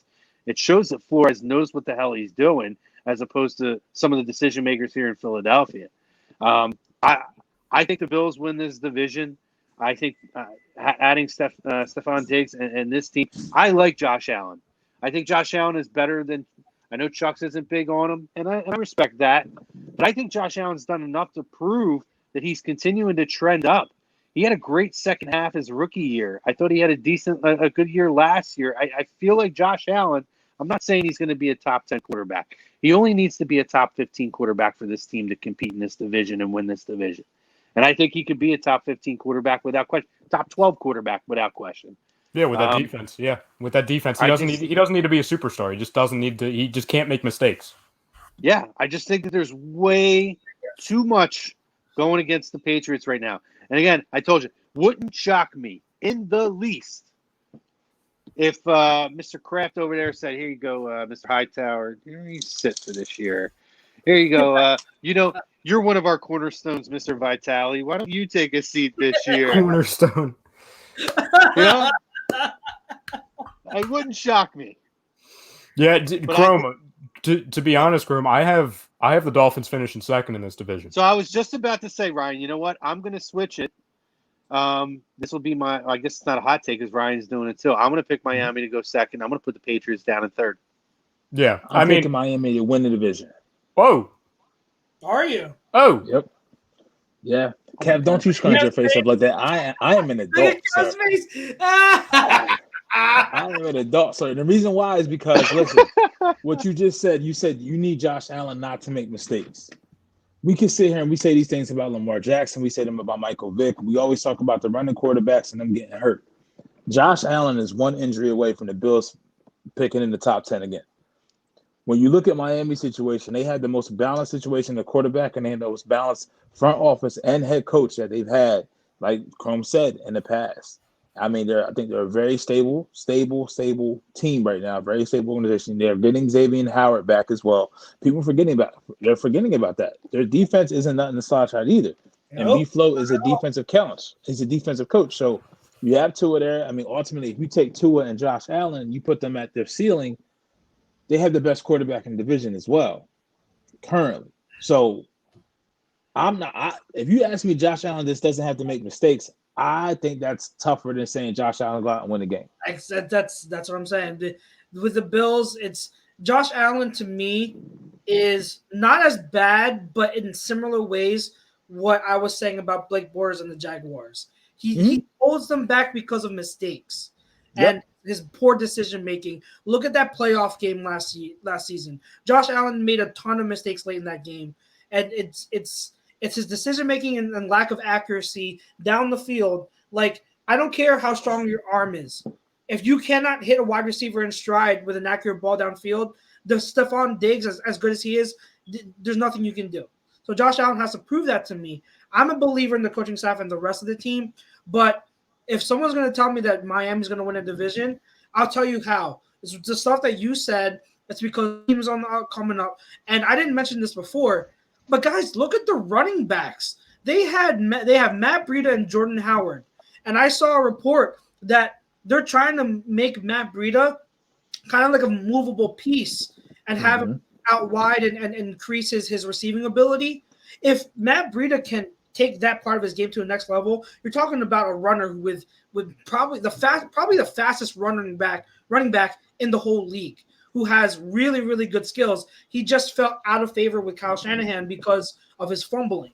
So you have him and you have Jordan Howard, who we all know are very familiar with, and that backfield can set the tone for every game. I don't care if you have Tua late in the year or Ryan Fitzpatrick the whole year. Miami can surprise people. And I know Kevin doesn't want to admit it, but that's the truth. They surprised people last year, and they are on their way. And I can absolutely see it. I don't think it's that far-fetched to see Miami competing for number one in the division because they're on their way. The Bills have a great situation, but Josh Allen is that one X factor that does worry me a lot. And I need to see a lot more from him if I'm going to have more confidence in the Bills. I have confidence in them right now, but I'm going to be the first to admit, don't be surprised if they finish second or third in the division because Josh Allen doesn't step up. This is absolute crazy talk. They have, Kev, that's crazy talk that you think they have a wide receiver on their team better than Devontae Parker. I can tell you that because they sure as hell fucking don't. I can tell you that twice. They have the second best wide receiver in the whole division. I mean, and then when you put that and you couple that with Tua, even Fitzpatrick. I don't know. I'm not a believer in Josh Allen, and I'm not sitting here saying that Cam and them can't do it. I don't see how they're going to do it on offense, let alone Belichick defensive minded. I get it; he can make some shit happen, but just on offense and with the Bills defense and with Miami's defense, I don't see it. I mean, Cam has to come out there, literally be what he was in Carolina, put the team on his fucking back, and he just doesn't have the weapons to do that. Who do they have on New England offense? Don't worry, I'll wait. Well, we got till 11 o'clock. Mohamed Sanu, Julian Edelman. He's 50. Sony Michel. Sony Michel. A whole slew of running backs.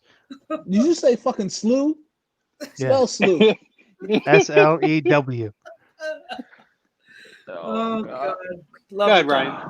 Not to mention their head coach, greatest of all time. No way they finish any worse than second behind the Bills just because you want to bet Josh on Allen has it. I will bet on that.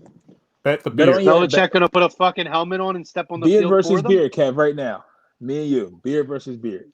And okay, what are you betting? That the Patriots they don't finish any better than. I just believe the Dolphins are going to finish better than the Patriots. That's the bet. That's a good bet. That's the bet.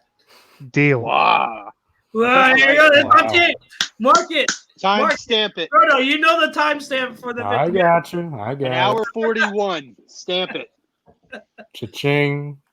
That was amazing. That was awesome. Awesome. Ryan, you were going to jump in. Well, I was just going to say, not to stay on because I know we're kind of pressed, so not to stay on a tangent, but the reason why I think, and I'm so confident in the Bills, because I'm not going to say that Josh Allen's a perfect quarterback by any means, but I am confident that with the addition of Stephon Diggs, and don't forget, like I know this is a rookie, but they did add Zach Moss into their already really good running back tandem. So now you're going to have Singletary and Moss.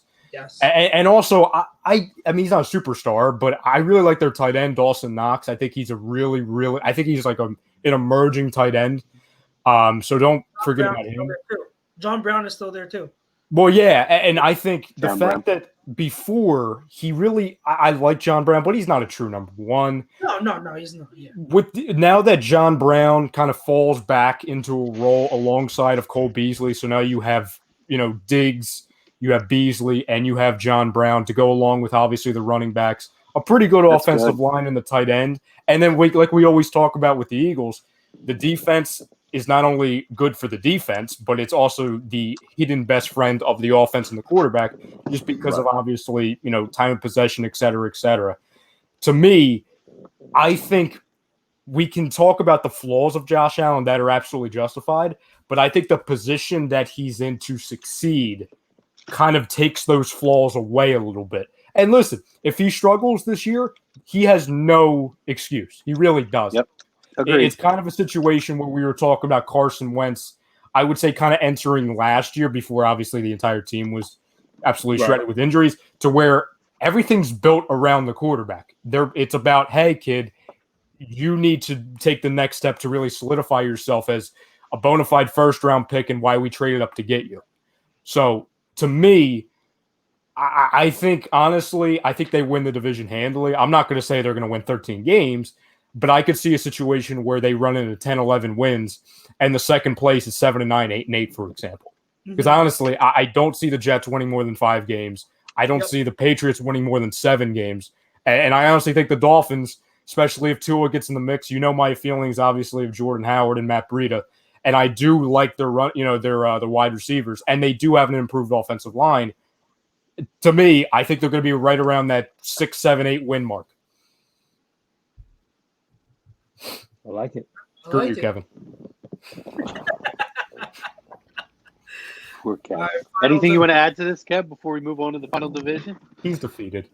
I'm not defeated. All I'll say is I I can't wait to see when Pete is sporting the same amount of facial hair as Ryan and Chuck's over there.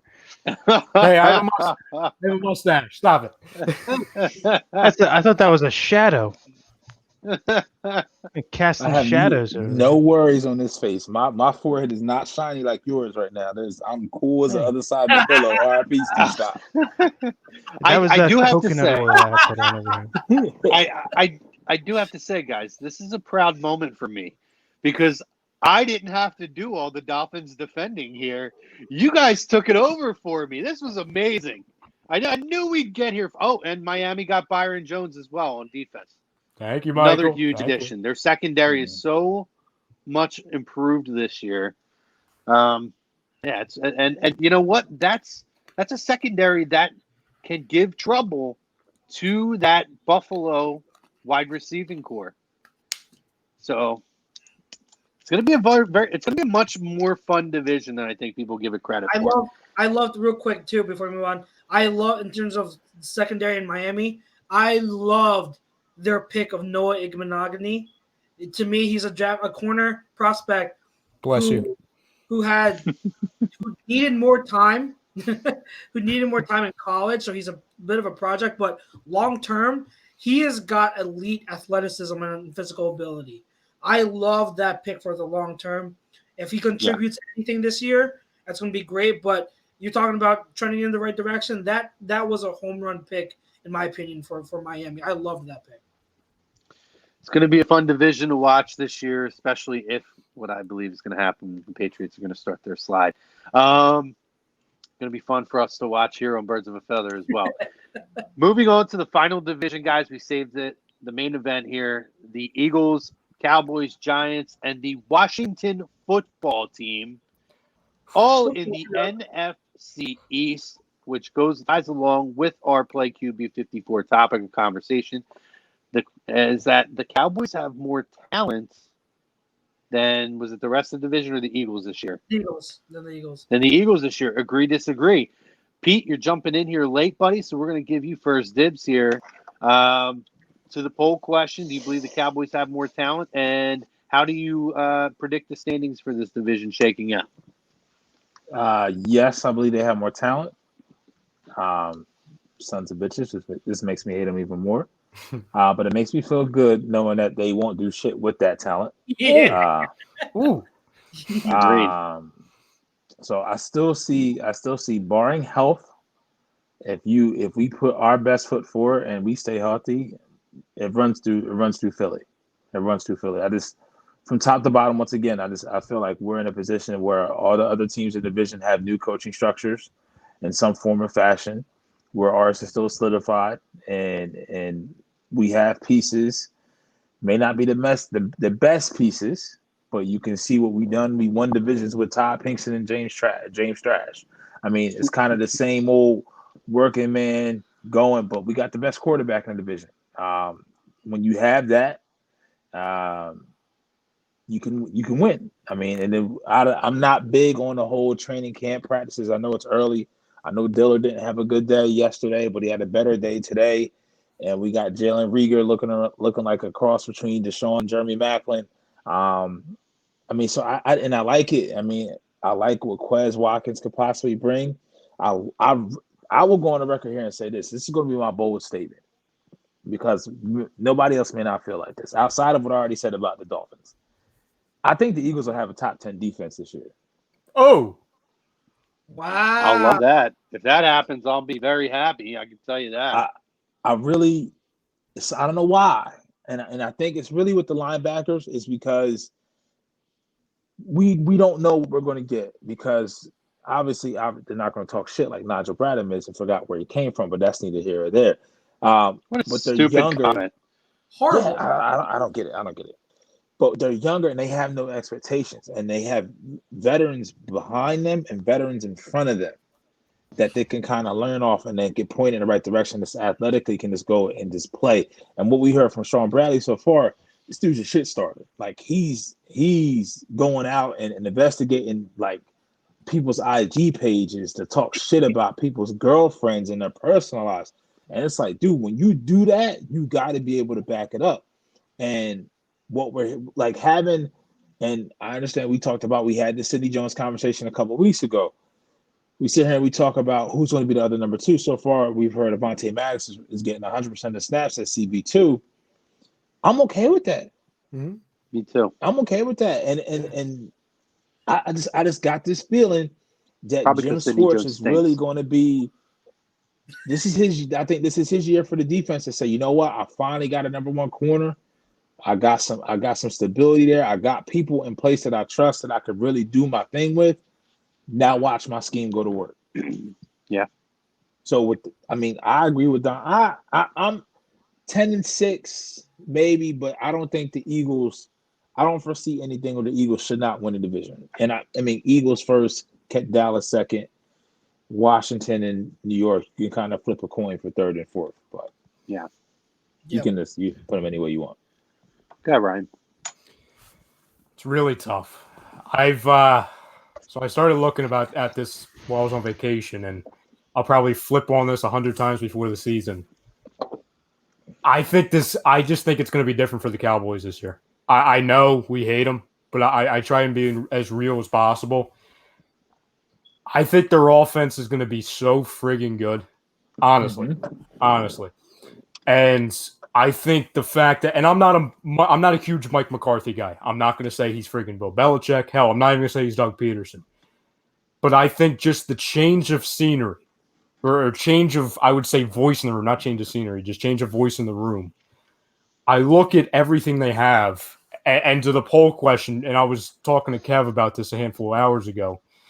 The only real way to answer is if I go kind of what, we did on Wednesday a couple months ago, and you look position by position and you see, okay, for the Eagles, I'm taking the quarterback over Dallas. The running back, I'm definitely going Cowboys. The receivers, I'm definitely going Cowboys. Tight ends, I'm going Eagles. Offensive line, I'm going Cowboys. Defensive line, it's really close, but I'm probably still going Cowboys. Linebackers, I mean, come on.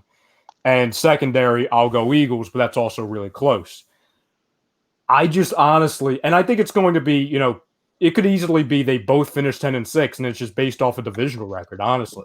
I don't have it to where the Cowboys are 13-3 and the Eagles are 9-7, but I honestly think they're going to be right there with each other the entire year, and it's going to be something where it comes down to the final game again, or record. With the Eagles, kind of talk about what we've seen so far or heard so far in training camp. I'll give you another bold thing. Well, number one, Pete, I would say, and I don't want to put words in your mouth, but I think you believe they're going to have a top 10 defense because of Kevon Wallace, because what we're hearing about him, to where and Jalen, kind of. Yeah. So yep. Because, and Chucks, I know we kind of talked about this a handful of weeks ago. Jalen Mills is going to be that hybrid. He's not going to be a safety. He's not going to be a cornerback. He's going to be whatever they need him to be at the time. And I think that's so vital. And in the past, they weren't able to do that because we didn't have depth in either position. But now you're going to have Kevon Wallace behind, obviously McLeod, even Will Parks, who's a solid guy. Obviously, I think he's going to be better than Corey Graham. At least that's going to be his job. Just be better than freaking Corey Graham and Andrew Sendejo. I'm still shell-shocked with the linebackers, so I'm not quite there with top 10 defense. But like I said before, I think we're going to see a bigger step-up year with Derek Barnett, obviously if he comes back healthy, because obviously he's already been banged up. But my bold prediction is Killins is making this roster. Mark it down. Adrian? Yeah. Absolutely. Abso-friggin-lutely. Because he does exactly what they're trying to do. It's ridiculous speed. They're lining him up as a wide receiver. He's going to be all over the place to me. So whether they carry him as a wide receiver, whether they carry him as a running back or a special teamer, he's making this freaking team. He is. I can say, go ahead. When you talk about the defensive line, though, Ryan, we forget that the Cowboys went out. They lost Malik Collins. They lost Robert Quinn. Mm-hmm. And went out and brought in Gerald McCoy, who's now out for the year. So that's a big blow to their defensive line, which I think that in turn, and I know he's a little bit older, but he's still been highly productive over the last couple of years. I thought that was really big signing for them to come in and to solidify that defensive line. Losing him, I think, tips the scales in the Eagles' favor. particularly if my boy, Mr. Derek Barnett, finally steps the hell up this year. I think that's really pivotal and really tips the scale in a big way. So I think that, it bears mentioning that in terms of, those comparisons. I agreed with a lot of what you were saying, but the defensive line to me particularly sways to the Eagles, particularly with that injury. My biggest concern is Malik Jackson, to be honest. It's that we know what a player he can be, but he's coming off of a major injury. You know what I'm saying? Yeah. So that's my huge concern. But I hear you. Like I said, it's very close. It's extremely close. I would have to say that I would agree to the poll. I think it would be foolish to not acknowledge the facts, but I think that you guys were spot on in that talent on paper doesn't always transition to wins. We've seen it. We mentioned it earlier when we talked about the Buccaneers, and how many times in the NFL have we seen massively talented rosters massively underachieve? And I don't know that this is going to be a different year, but I will say this, Ryan. If this is going to be the Cowboys' year, nothing would make me happier than for the Cowboys to just start running shit, and then they have to shut the year down in like week 12.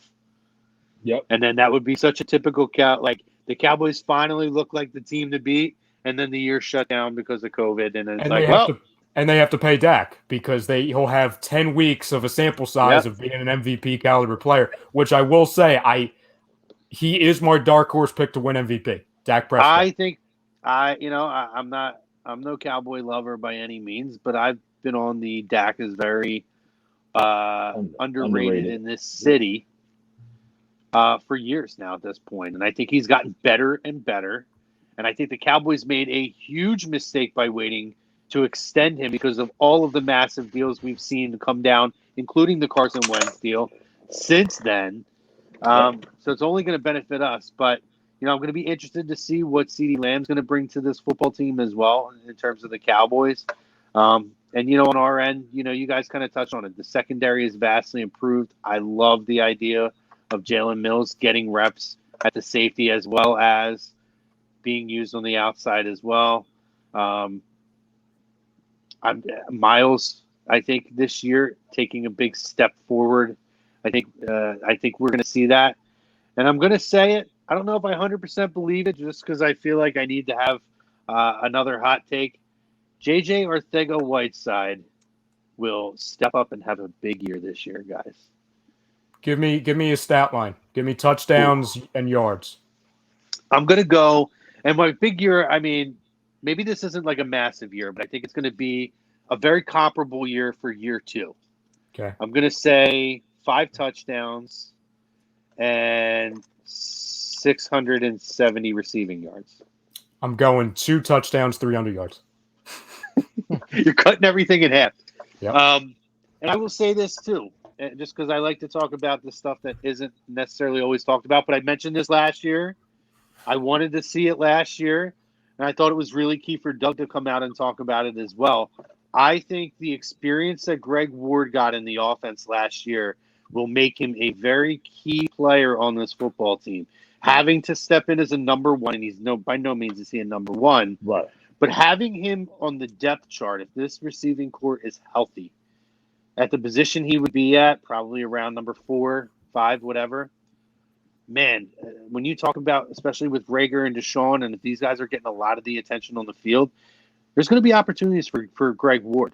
And the fact that Carson now has built a rapport with Greg Ward from last year, showing that he can be relied on in big moments, I think can be something that could be a very valuable asset for this football team.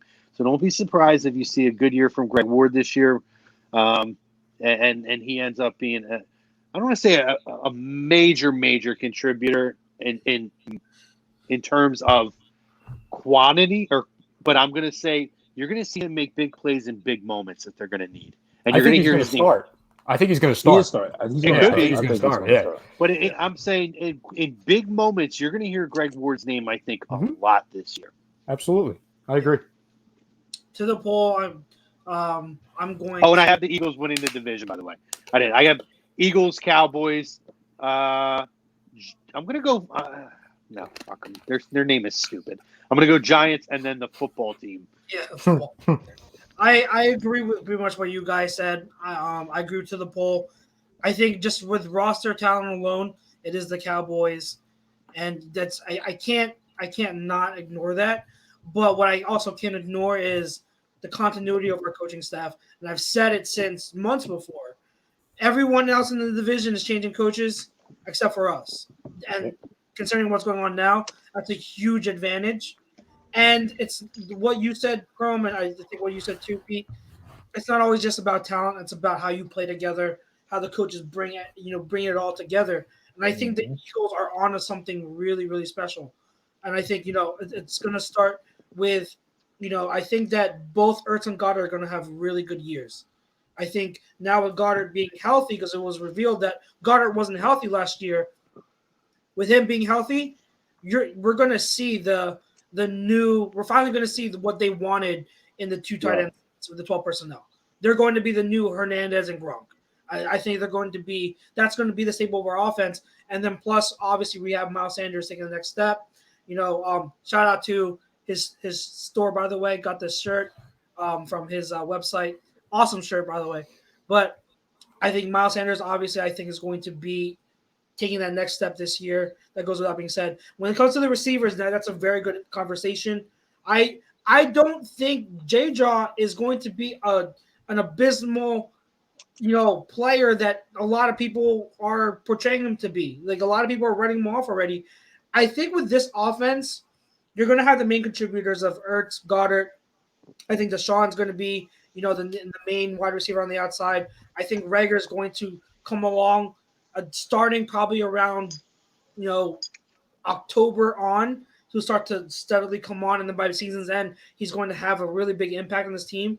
But I think everyone else they're going to have their moments, and I think that's the key thing. Like they might not have big numbers. J-Jaw might not have 800 to 1,000 yards receiving, but I think what you said, Chrome, with Ward, and I agree with you. I also think J-Jaw is going to have some really big catches this year to show that he's putting it together.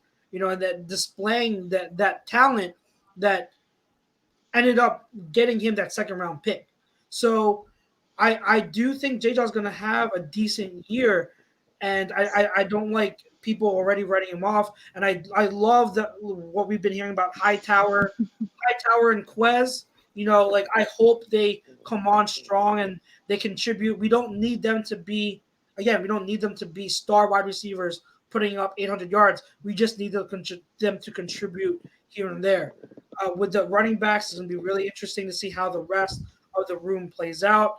I don't know if Killins I'm not sold on Killins making the team yet because of no preseason. I am skeptical of him or Michael Warren, my guy, making the team because just there's no preseason. They're not going to have the opportunity to make it, but they're going to get every chance to. And I think that maybe later on in the season, we could see them making a bigger impact, especially if there's an injury here and there. I really hope Killins makes it as a returner. I would love to have that speed in the return game. That would be phenomenal.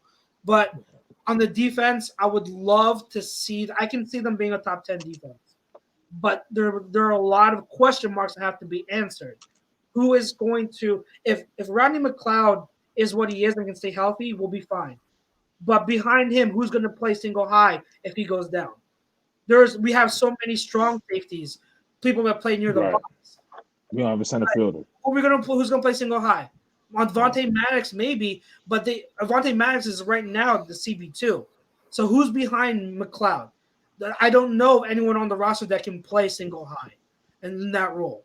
So that's what those are my question marks, but I can absolutely see it. I think the linebackers I hope can surprise, but that defensive line I really have a lot of faith in, and I really think that I'm skeptical of Barnett. I think he'll be okay, but I think the rotation of Barnett, of Sweat taking another step forward, and of Curry, doing his thing, I think that rotation is going to be fine enough. And I think the interior is really going to make some noise. So, again, the Cowboys might have the most talented roster, but we've heard that theme not every year, but so many years, the past 20 years, we've heard the theme of Cowboys have this amount of roster. They have this amount of talent on the roster. They are loaded with talent. We've heard it so many times. And what have they done in any of those years? Absolutely nothing. And so I can't put my eggs into that basket until I see it. They have a reputation, I don't care who the coach is or the quarterback, of choking when it matters the most. And that starts with Jerry Jones. So until that changes, I'm not going to say that they are Super Bowl favorite or that they are the division favorite. They have to show me otherwise, and they haven't been able to, up until this point. And I'm not. You guys know, I'm not a big Mike McCarthy fan. He's going to have to show me that he's not the same coach as he was in Green Bay, because he really is not a creative play caller. So we'll see what happens with McCarthy, but that's how I take it. I've got to hop out because I've got a pregnant wife, and she is in need right now.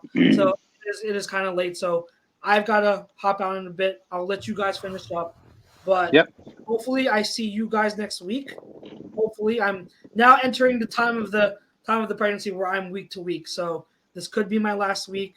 I could have be on next week. We'll see, but we'll see. I'll keep you guys up to date. All the listeners, thank you for tuning in, and hopefully I see you guys next week. All right, brother. Take it easy. All right, peace, guys. Kevin, I hate you, but I love you. Love you too, bud. Not really. Speaking of Kevin, you get to anchor this conversation, buddy. Thank you guys for joining my show tonight. I do have the Washington football team rounding at the bottom, followed by the Giants, and then I agreed to the poll, which is why I have the Eagles finishing second and the Cowboys first. I think this is same situation as last year, same situation in the past 3 years, where it's going to come down to the last game. It's going to come down to head-to-head. It's going to come down to the wire with these two teams, just because of how tight that they play each other. So that's it for me. Man. That's it? That's all you got to say? Okay, well, that's it. Real quick, I know there was a comment on Twitch where they talked about the new wide receivers coach, and I do think having I can't remember his name now, the wide receivers coach. Oh shit, it's escaping me. All right, but that guy who played wide receiver, Aaron Moorhead. Guy. Okay, Aaron Moorhead. It's going to have a big impact, but I think the biggest impact of the new position coaches is going to be Marquez Manuel with the DBs. Because if we can get these DBs right, then our secondary is young, and that's something that we don't have to worry about moving forward.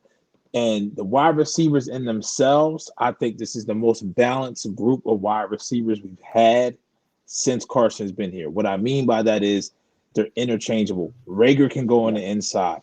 Deshaun can go on the inside. We've already seen Greg Ward on the outside, and we can see him on the inside. So that gives you a lot of different creativeness when you look at your route trees and your concepts for Peterson. And then also with Rich Scaganello coming in. So it's going to be different. I mean, we sit here and we talk about with Dallas and the new coaching scheme and New York with their new coaches and Washington with their new coaches. I mean, yeah, we got the same head coach, but the head coach's philosophy has changed, especially on offense, with all the pieces he brought in as well. Agreed.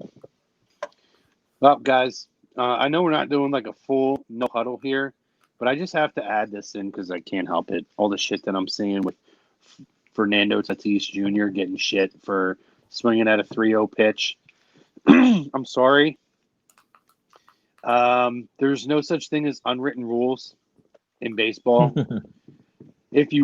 I said this earlier, if you want to make that an argument, and Pove jumped in with one too, maybe you could say that you don't steal when you're up big at the end of a game. And what was the other one I said? Oh, you don't sack bunt when you're up big at the end of a game.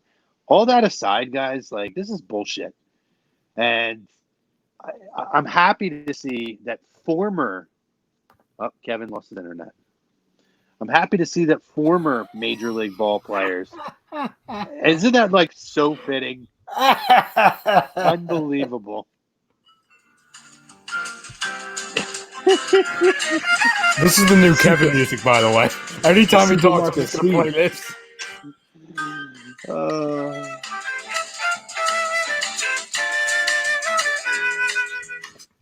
But I am happy to see that former major leaguers like Johnny Bench coming out in his defense.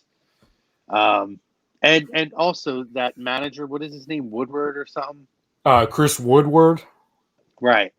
So this is – look this up, guys. This is – in case you forgot this from last year. Someone who basically is implying that the integrity of the game is being compromised, because to me, when you start calling guys out and saying they're not following unwritten rules, you're saying they don't respect the integrity of baseball.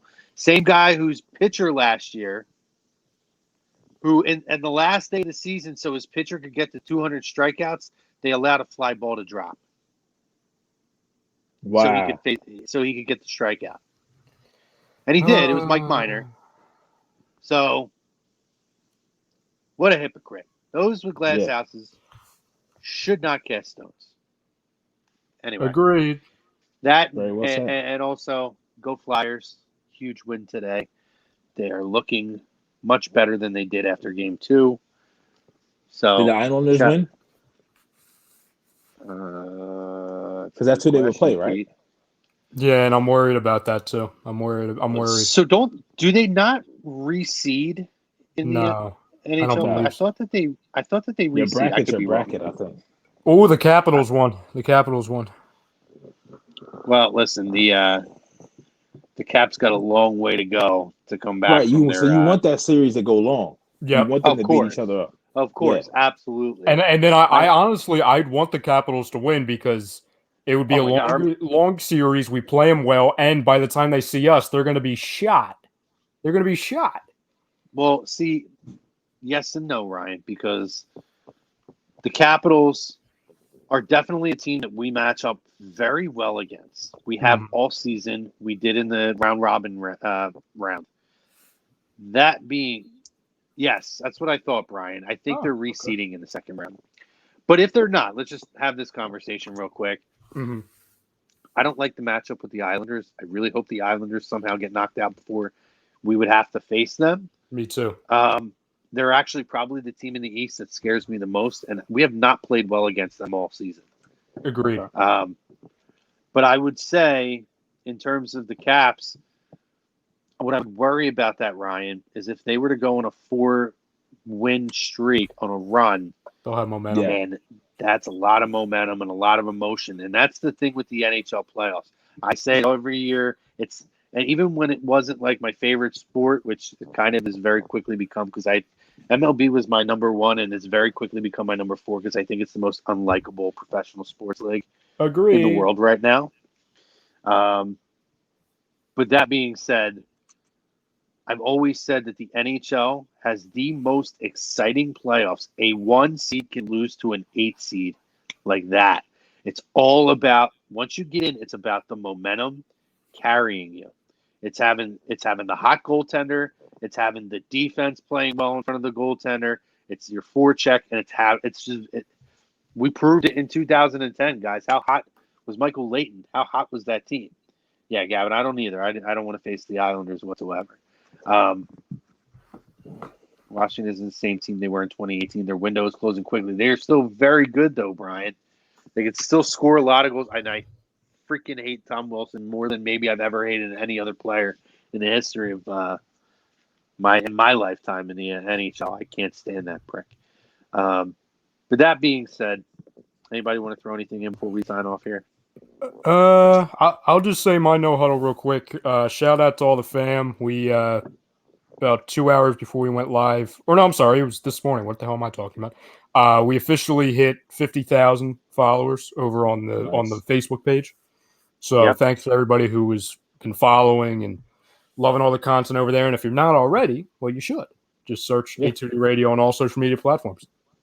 Yep, just another milestone for A2D here, guys. We're continuing to hit those milestones, and they happen because of you, our viewers, our fam, checking in with us, watching our shows. Thank you guys for doing that, for following us on all of our social media platforms, and make sure that you guys are continuing to do that. Hey, spread the love, share the content, share the page with your friends. Tell your friends to subscribe. You guys know if you're following us, you know there's something for everybody. There's a personality for everybody on here. Yep. And we love to share this experience and this time with you guys. So we appreciate that. That's an awesome number. I mean, we're growing on all social media right now, guys. Yep. But that's a huge number for Facebook. All organically done. So very, very cool. And congrats to Tom, who started all this. I mean, I think that he deserves that kind of a shout out because, you were here from the beginning, Ryan, from where you guys came to where we're all at now. It's pretty amazing. So it's crazy. It's crazy. $1 in the dream. Yeah, that's right. That's all it is, man. The grind. Show tomorrow. Ryan, the Fix in the PM is tomorrow?